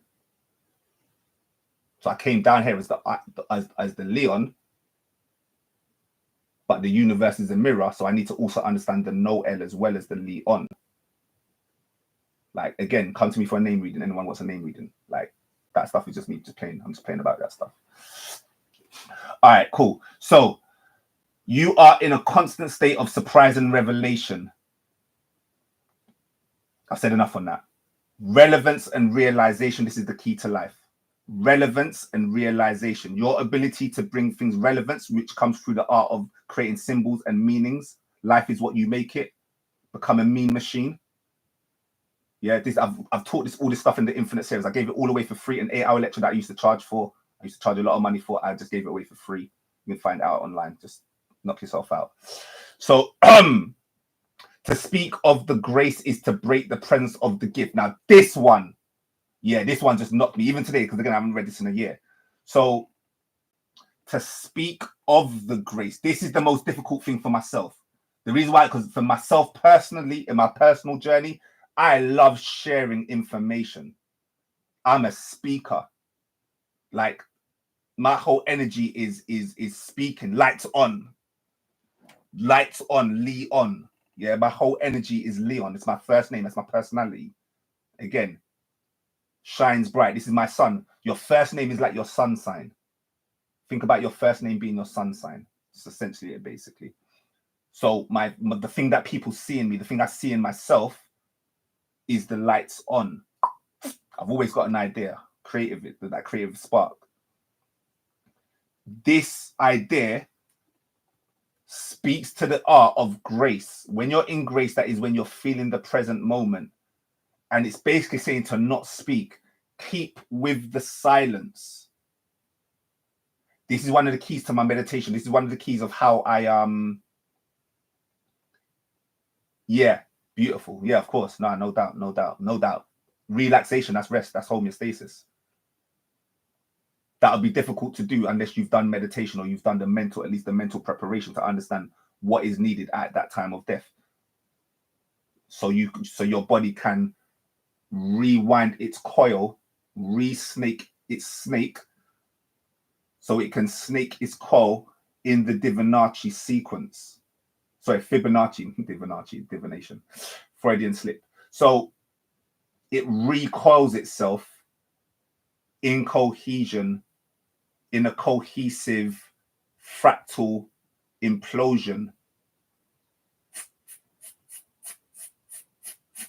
You only do that in a relaxed state. So this is the training. Like, this opportunity in the physical body is the most beautiful gift ever, because we get to slow down time. Imagine if all of your thoughts came to fruition. Sometimes when God wants to play a sick joke, he answers your prayers. Sometimes when God wants to play a sick joke, he answers your prayers. We're in the beautiful 3D reality where we get a chance to observe our thoughts in real time, in the slowness of time. How beautiful is that? What is the need to jump to the fifth dimension? What is the hurry? Where is the hurry to jump to the fifth dimension? What training have you done in the third dimension to believe that you can handle the fifth dimension? Bro, take them baby steps. Yeah, you're down here for a reason. So do not become possessive of the moment's escape. Basically, this is about the grasping too tightly. So it's essentially to speak of grace is to break the presence of the gift. So my whole point is that because I'm a very excitable creature, the reason why this whole 10 thing is the big thing for me, I didn't explain this story, but I've explained this before, but just really, really quickly, is because I'm naturally a one being. I naturally am a Leon and a number one, the excitation. And I'm basically like, in order to get to this equanimity, in order to get to this equilibrium, in order to get to this 0 point, in order to get to the top of the pyramid, the apex, I need to master the 0 way more. And so I need to not be so excited in all situations. Have that revelation and surprise, have those awe moments, but don't cling to them. And so how I was able to advance my meditation really recently in like real physical work practice is certain things that happen in me in meditation. Like, I can't believe, like, I need to speak to someone that actually meditates like for years and stuff, because things are happening, like it's the quickening. They speak of the quickening. It's like I'm experiencing the quickening in my meditations. I'm like, shit, I swear this stuff was supposed to take 10 years to master or 10 years to experience. I'm like, how am I experiencing this now? Like, I'm not even expecting it. Again, I'm surprised. I'm surprised what's happening in my meditations. I'm like, rah, how is this happening? I thought, because again, I read books. I'm like, rah, these are the things that they talk about, like for advanced people. I'm not trying to put myself on a pedestal. I'm just like, who am I? Like, who am I? Who am I? You know, who am I? It's one of the 3 questions, isn't it? Who am I? But I'm basically saying when you enjoy something too much, you basically break yourself from the state of, like, I've been in those bliss moments. Like, so what I was saying in this one, so if you spoke to me 2 years ago or even last year, when I delivered this Oneness lecture, so I delivered this Oneness lecture about last year, and I was basically saying that one of my if I was being harsh with stuff and I was being like real judgy with stuff, I'd be like, have you experienced bliss? I'd basically say something, a state, because again, I like shock statements. I just want to see how people react. I'd say like, you've wasted your life if you haven't experienced bliss. How can you be on the planet, especially if you're like you're an older person? How can you be on the planet for X amount of years you haven't experienced bliss? What are you doing, bro?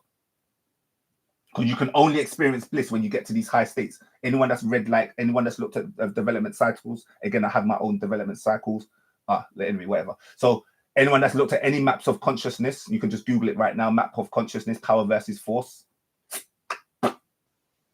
Shout out to Richard Hawkins. Joy is the second highest level in terms of vibration and frequency. And so that ain't the highest level. So I go to Thailand, meet my brother. My brother's a monk, by the way. Just shout out to my brother. So my brother's a monk. I go stay in a monastery with my mum. I'm just trying to enjoy my family. I don't see my brother. My brother's been a monk for 10 years. So just trying to enjoy his presence, basically. I'm not really trying to go there to transcend. I'm literally not even trying to go there to transcend or nothing. But I was like, I want to basically level up my meditation. That was my only intention. I want to level up my meditation.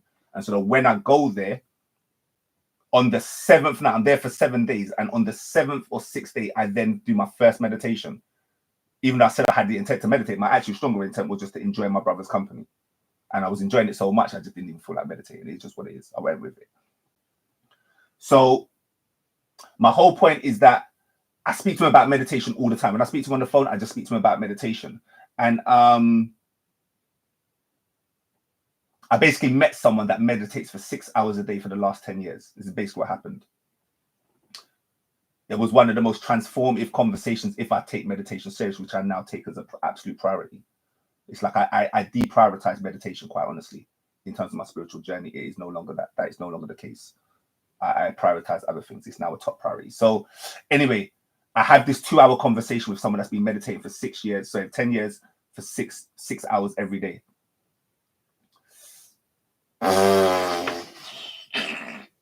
Yeah. I don't know how to compact a 2-hour conversation. Anyway, whatever. My whole point is that this excitation breaks the moment.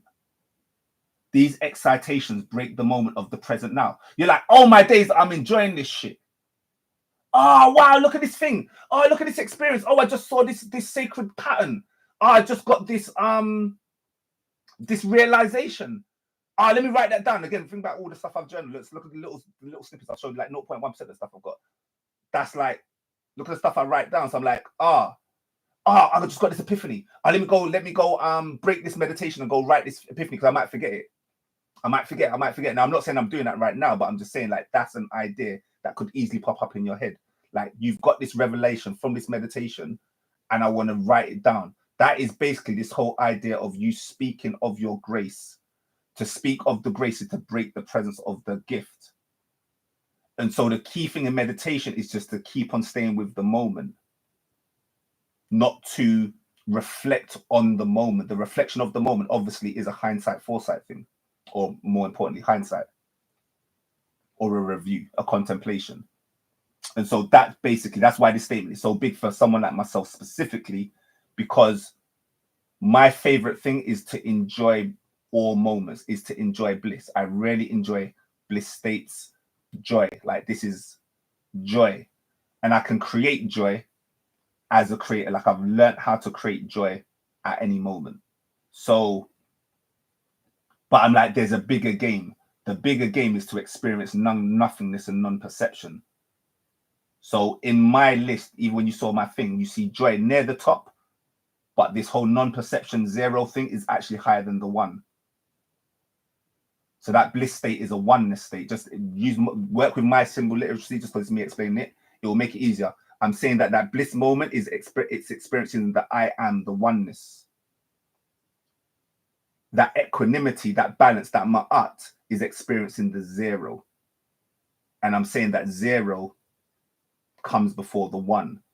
So in the lineage of vibration, the nothingness is higher than the I amness. Now, obviously, the nothingness can also be seen as an I am, but again, you can only, these are metaphors. You can only take them so far. Every single word I've said today is a metaphor.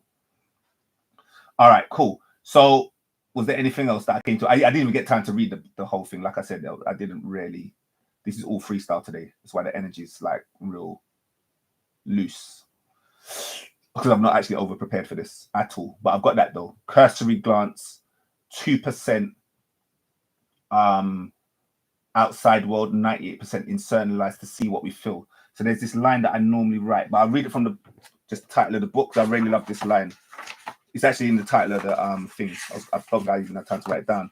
So basically, you want to get to a level where you look at what you can't see and you listen to what you can't hear. I can't really explain this all now. 5 people, like, this is a 4-hour raw. Yeah. It's a 3.5-hour build. Yeah, this is mad. So anyway, whatever. So look at what you can't see. Look at what you can't see. This is how you do an internal gaze. This is basically internalizing your senses. So we understand that the 5 senses is a byproduct of our extrasensory perceptions. And so we look at what we can't see, the internal gaze, and we listen to what we can't hear. You could put that as a riddle, but it's too late for the riddles. Silence. Silence. We're speaking about silence. We listen to what we can't hear. So the exercise is when you're speaking to someone, you listen to them. How you tap into this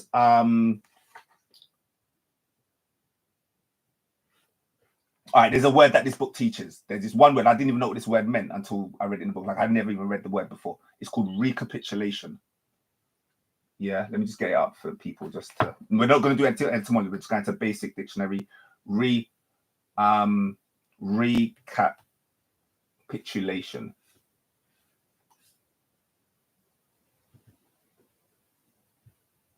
This is important because this is basically the actual exercise of the book. So the book's got obviously exercises. So it's actually a practical book as well, although it's mainly theory.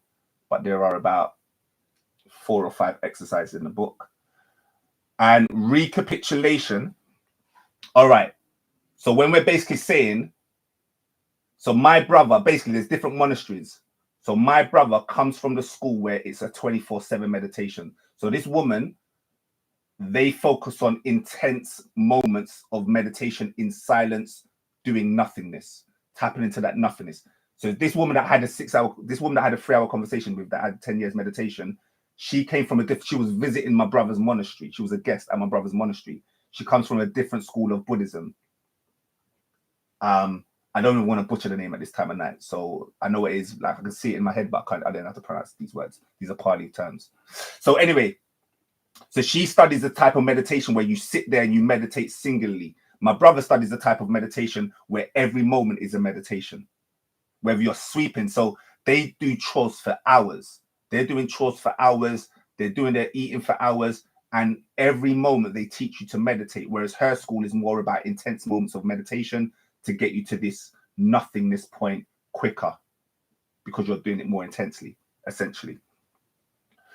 So you could argue one is about, again, mastering the one, and one's about mastering the zero. So there's a 24-hour meditation. So the reason why I'm bringing up this thing, recapitulation, is because we're basically saying that this is how you would do a 24/7 meditation through your conversations. So this is the art of conversations. Like, I'm going to run a workshop on this. This will be a physical workshop. I don't think I might be able to do it online, but I'm like, again, everything is time. Like, I've got, again, ideas. But the art of conversation, like, again, I'm a salesperson. I've been a salesperson for like 15 years. But from a spiritual perspective, the art of conversation. The act of instance or summarizing and restating the main points of something. So this book talks about this idea or this concept of recapitulation. And one of the greatest my favorite YouTube hits is this guy's he's only got like 3 videos on YouTube. And I listen to them like 20 times. It's probably my most listened to YouTube video is when he talks, because you see him practice. He's having an interview podcast with this guy, and you see him speaking from this place of presence. You get to witness him speaking from this place of presence. It's one of the most incredible listens that I've listened to. You could just notice it. Again, I read the book. You can just notice him speaking from this place of pure presence, where there's no future thought, there's no past thought. He is basically responding to the nowness as an internal reflection of a mirror. So because he sees that he's listening to his inner silence, and so all he's really doing is channeling. So when he's speaking out, all he's doing is speaking out from his inner silence, because he's not listening to you. He's not listening to the words even. He's listening to the rhythms and the vibrations. This is quite hard to explain. It's difficult unless you do it in practice. Like, you just got to practice some of this stuff. Some of this stuff, the words are just not really going to be enough. Like, this is one of the ones where the words will do 2% justice at best. And so you practice this inner listening, where you listen from your heart space, this 0 point, and you're not speaking logically. You're not thinking about your words. As things arise, all your mouthpiece, your mouth becomes a mouthpiece for the expression of the internal side, from the internal silence. And so all you're doing is you're speaking from your place of realization in the moment, without holding on to it. Like, I don't do it because I'm like, oh, right, that was a bar. You hear, like, oh, clearly I'm not in that space. So I'm like, oh, that's a bar. I recognize my bar. What have I done? I've done that thing that I said. I've spoke to speak of the grace is to break the presence of the gift. So I'm saying that that's my learnings. I'm always going to be a better student than a teacher. So that's my learnings, is that I'm always like, oh, that's a bar. Let me write that down. Whereas this guy is just writing, he's just speaking from the heart in the present moment, and he's just enjoying the present moment. He doesn't want to break that energy by bringing the logical judgment that feels good, that even feels goodness. If you ask him how he's feeling, he would probably do an internal check and be like, oh, I feel nice. But he's not reflecting. He's not always reflecting on the present or the past. He's let it go. He's let it go. I've got a line, but I can't. I've got a line, and they've got a line as well. Like we all got bars out here. But yeah, it was here. I thought I saw it somewhere, because this was my line. This was like, obviously I'm reading my notes. This is some of my notes basically. I don't even know which lines are from the book and which lines are mine. I think most of these lines are mine, quite honest. But who cares? We don't possess nothing. So do not become possessive of the moment's escape. That's what this conversation. So when I'm speaking about the difference between me and him, I'm saying that you'll hear me speak from this divine spark, especially today. Like some of my other videos, like I'm more scripted, I'm more slower, and I'm trying to teach people really slowly. So I'm trying to make sure I don't use big words or use words that are going to lose people. But like, again, I'm only as powerful as the energy I receive. So today's just giving me a different energy. So do not become possessive of the moment's escape. Do not become possessive of the moment's escape. This is when I said I'm going to break down these 3 words. Momentum. Anyone wants to do it, and send me their download of their epiphanies and their realizations. But I'm definitely going to do this thing of momentum, momentous, and monumental. I'm going to break these 3 words down using my own tools and intuitions. It is never the tool, it is only the man. I'm always in prayer. I am married. Beautiful. The union, the communion. Mashallah. So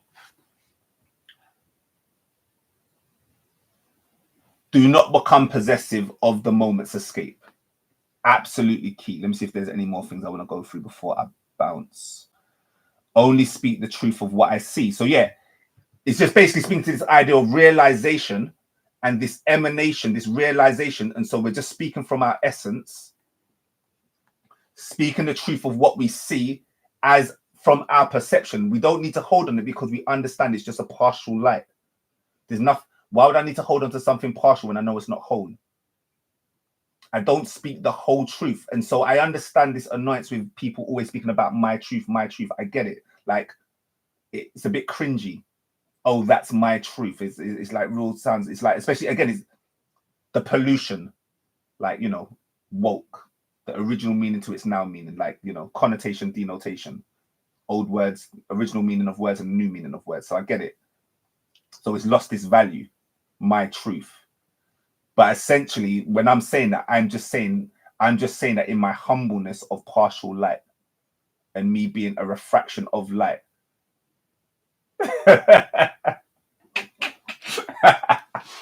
Yeah, I know. But again, but again, like, let's just treat things with like compassion. And like I always try and point people. I don't control you. I don't know who you are, but I just always point people for compassion. I try to point people anyway towards compassion and laughter.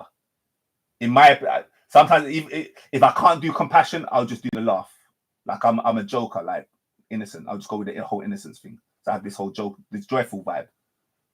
So, but yeah, cringiness is like, my truth. Ah, it's my truth. Leave me alone, man. All right. So anyway, only speak to the truth of what I see. So all right. So we're in this class. We understand the vibe. 7 people in the chat. 7 light refracting. So we understand that we are partial lights in our ego state, and all words are not necessarily egoic, but they're formed. They're formed from the formless, and in that form, there is a loss of information. So I don't believe in simulation theory. I just believe in a loss of information. So I understand the narrative of simulation theory, but I just prefer to use the word loss of information. There is a resolution, like it's been pixelated. There's a lack of clarity. That's just my personal references. I prefer this kind of terminology. It works better for me. So anyway, that's a bar. That was their one. Validation always needs a mirror. They got a whole thing on validation in this book. How one of the main characteristics of the ego is validation. The validation always needs a mirror. That's just a bar. Like, I'll let you sit with that one.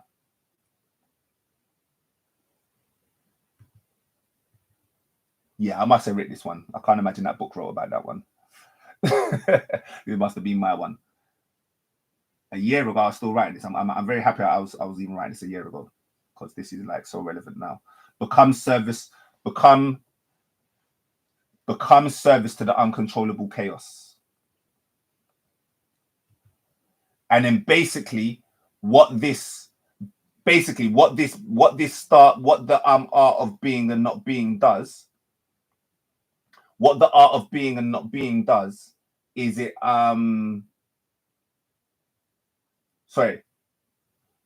being and doing, which is the bad one. That's the quote unquote bad one. The being and not doing, i.e. breaking from the present now. What that does is it leads to circular reasoning. So again, the circles are ideas, the wholeness, but it's like the separation circle. Circular reasoning is basically using your ego to fight your ego, using your logical thought to try and argue with more logical thought, using your ego to fight ego, eye for an eye. So I'm basically saying you have to break the patterns, break the cycles, tap into your spirit, tap into the nowness, tap into the presence, tap into the oneness, tap into the nothingness. I only accept titles worthy of praise. I spoke about that one already.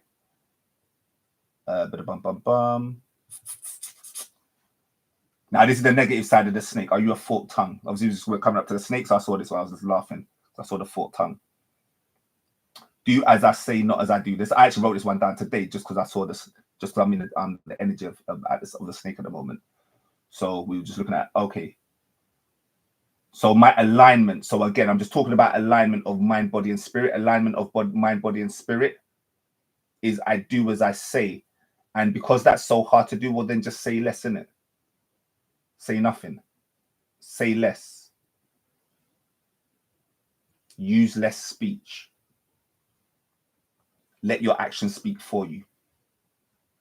So this is this whole silence. It's just again, everyone would have to reflect on their own degrees of these things. I'm not here to do personal stuff, you know, this is obviously for everyone, but you would basically reflect internally and like, how much do I just speak in comparison to actually doing and being and the formless knowing.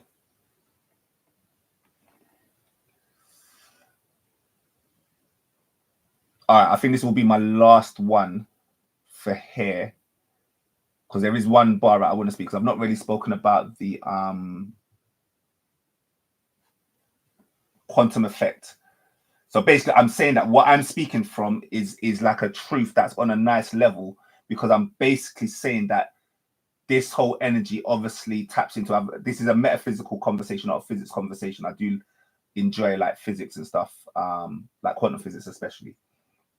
But we're basically saying that the universe has something called the wave function. This is the fundamental principles of the universe in terms of theory of how they explain the universe, the waters of Nun.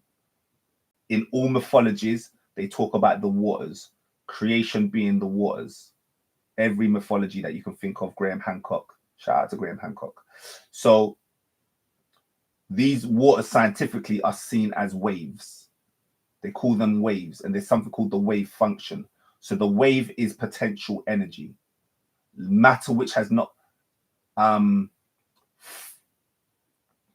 waves are not formless. They're light, but they're not formless, because obviously formlessness would be no light, would be the blackness, the triple darkness. But remember, the darkness contains all light, hence why it's an absorber. It contains all frequencies. That is the oneness, is the blackness. So what I'm basically saying is that they found that in quantum physics, that by you looking at something, you affect that thing. It's called the measurement problem. I've explained this a couple of times, but it's called the measurement problem. And so what we're basically saying is when you use logical thought, you're collapsing the wave. All thoughts, all speech collapse the wave function into physical matter. So thoughts are physical.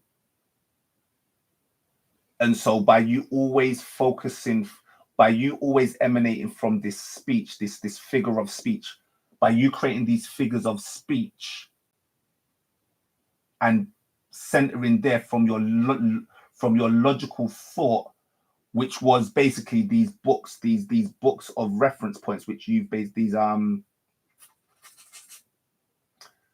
codes and patterns, these patterns that you've created, these habits, essentially.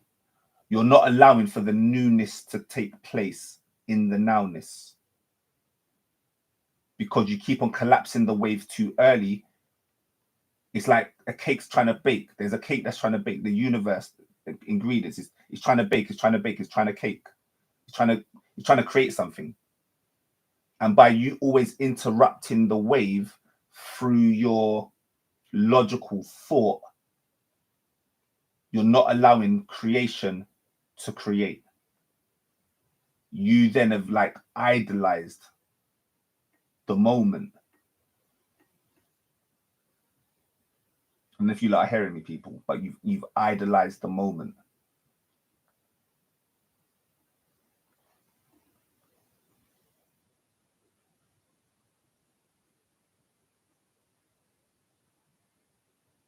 Do not become possessive. What is a possessive? A possession, a false idol. Do not become possessive of the moment's escape.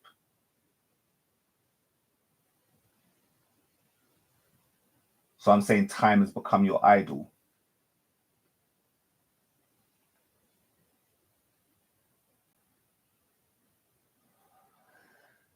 So yeah, we're about to wrap up. I can't really get into this book now.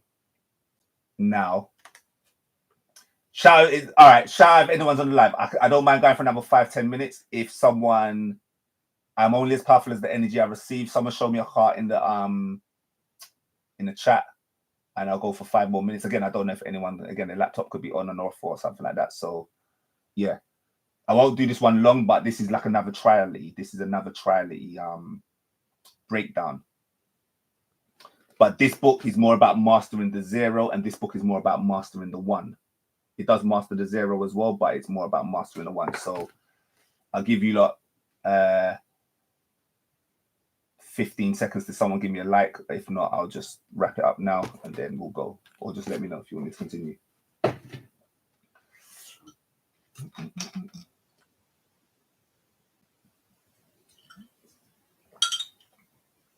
All right, cool. We're going to wrap up.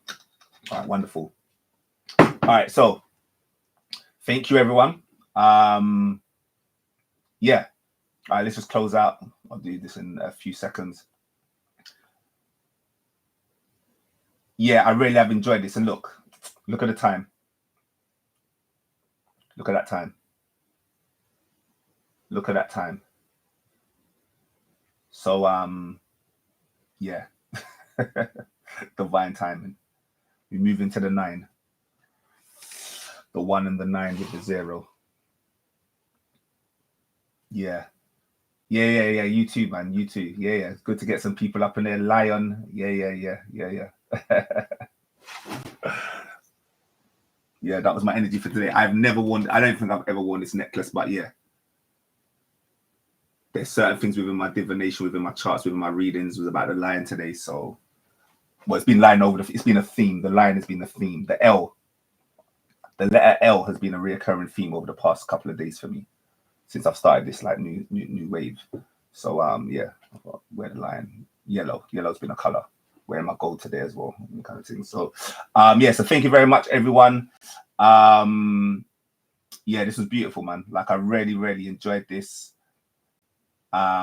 It's kind of giving me a vision for the future. It's not like I never think about the future. I'm like a futurist essentially. Like my mind is never really in the past. It's basically a futurist. That was my problem. I wouldn't say a problem, but yeah, a futurist. It's a natural disposition. There are no problems. Everything's all good. But so yeah, more of a futurist in terms of just natural energy. And yeah, I can see how this channel, how if I start vibing with people, what will happen to my energy. Like I know the kind of person I am. I know basically I feed off of energy. Like I transmute that shit. So I've really enjoyed having a high amount of numbers in the call. Even now, 6, 7, 8 people being on the call is more than I've had in most of my chats, in most of my live sessions. This is only my 3rd one, by the way. So we're talking a small sample size. So it's statistically not really significant. Like these things require patience. I'm here for the long game. So yeah, just really enjoyed this. I hope you enjoyed it too. Yeah, like I said, just wrapping up. I'm going weekly on a Wednesday live, and then the Sundays until I get enough people that are on divination. Because at the moment, I feel like I'm speaking to myself with this divination stuff and this synchronicity stuff. So I'm just pre-recording them because I'm not sure if I've got an audience that wants to listen to it. So nothing's really shown me, and I've not really pushed it out there either. Literally, I've only done 2 videos on divination. Like I'm just be waiting. Like now is the time, basically. So there is a potential for me to go live on Sundays as well. And I prefer live. I prefer feeding off of energy. I prefer going live. Like that is my preference, is to go live as opposed to pre-recordings. I still got to do editing if I do pre-recording for some reason. I'm at that level at the moment. So my preference is to go live. So yeah, like I said, if people are, I'm going to put my email in the chat just for a quick one, just so it's there and it's in the video. What's my email again? leonnoble@gmail.com. Yeah, so this is one of my emails. You can go to my website, sono.com, or connect@sono.com. This is like my business one, or not business, but yeah, like the website with the divination stuff at sono.com. Yeah, so you could just basically just email me if you're interested in the decoding stuff, the divination stuff. This stuff is just like the beginner stuff. Like I'm still saying that, and when I mean beginner, I don't mean easy. I'm just saying like foundational. Like everyone in the world should have this knowledge. The actual, for me, synchronicity and like divination, syncretism, that for me is more specialist and more niche and more of like just a way in which I choose to spend my time on this earth. Like I've just chosen that. Like I just enjoy that. But I wouldn't say it's needed for everyone. There's many ways. That's just a tool, basically. So, you know, we are not our tools. It's just a tool I really enjoy. So, yeah, if you want to, just hit me out on that, or respond to this live chat. I don't know if there's a way to. No, just email me. Basically, it's just easy. Let's just keep things a bit more professional. Just email me, because I'm going to get a list. Like I said, once I get a list of 10, I've got ideas to start stuff. So, that's that. Yeah. So link tree, all of that good stuff. Like and share the video. Yeah, share the video, man. Spread some love. Yeah. Spread some love. If you felt this message was powerful, then maybe it may be powerful for someone else too. So yeah, we just come with that vibration, man, like that shareable wave. If you understand what that is, check out Dan Winter. The shareable wave. This is the key to everything I teach. The shareable wave. Become a shareable wave. Again, we're talking about the wave function. Become a shareable wave. Even though we understand secrecy, but that's more from a silence and a sacredness. But essentially, shareable wave. Yeah. So anyway, with that, peace, love. I'm out, and let's keep it the best time until next time. Cool.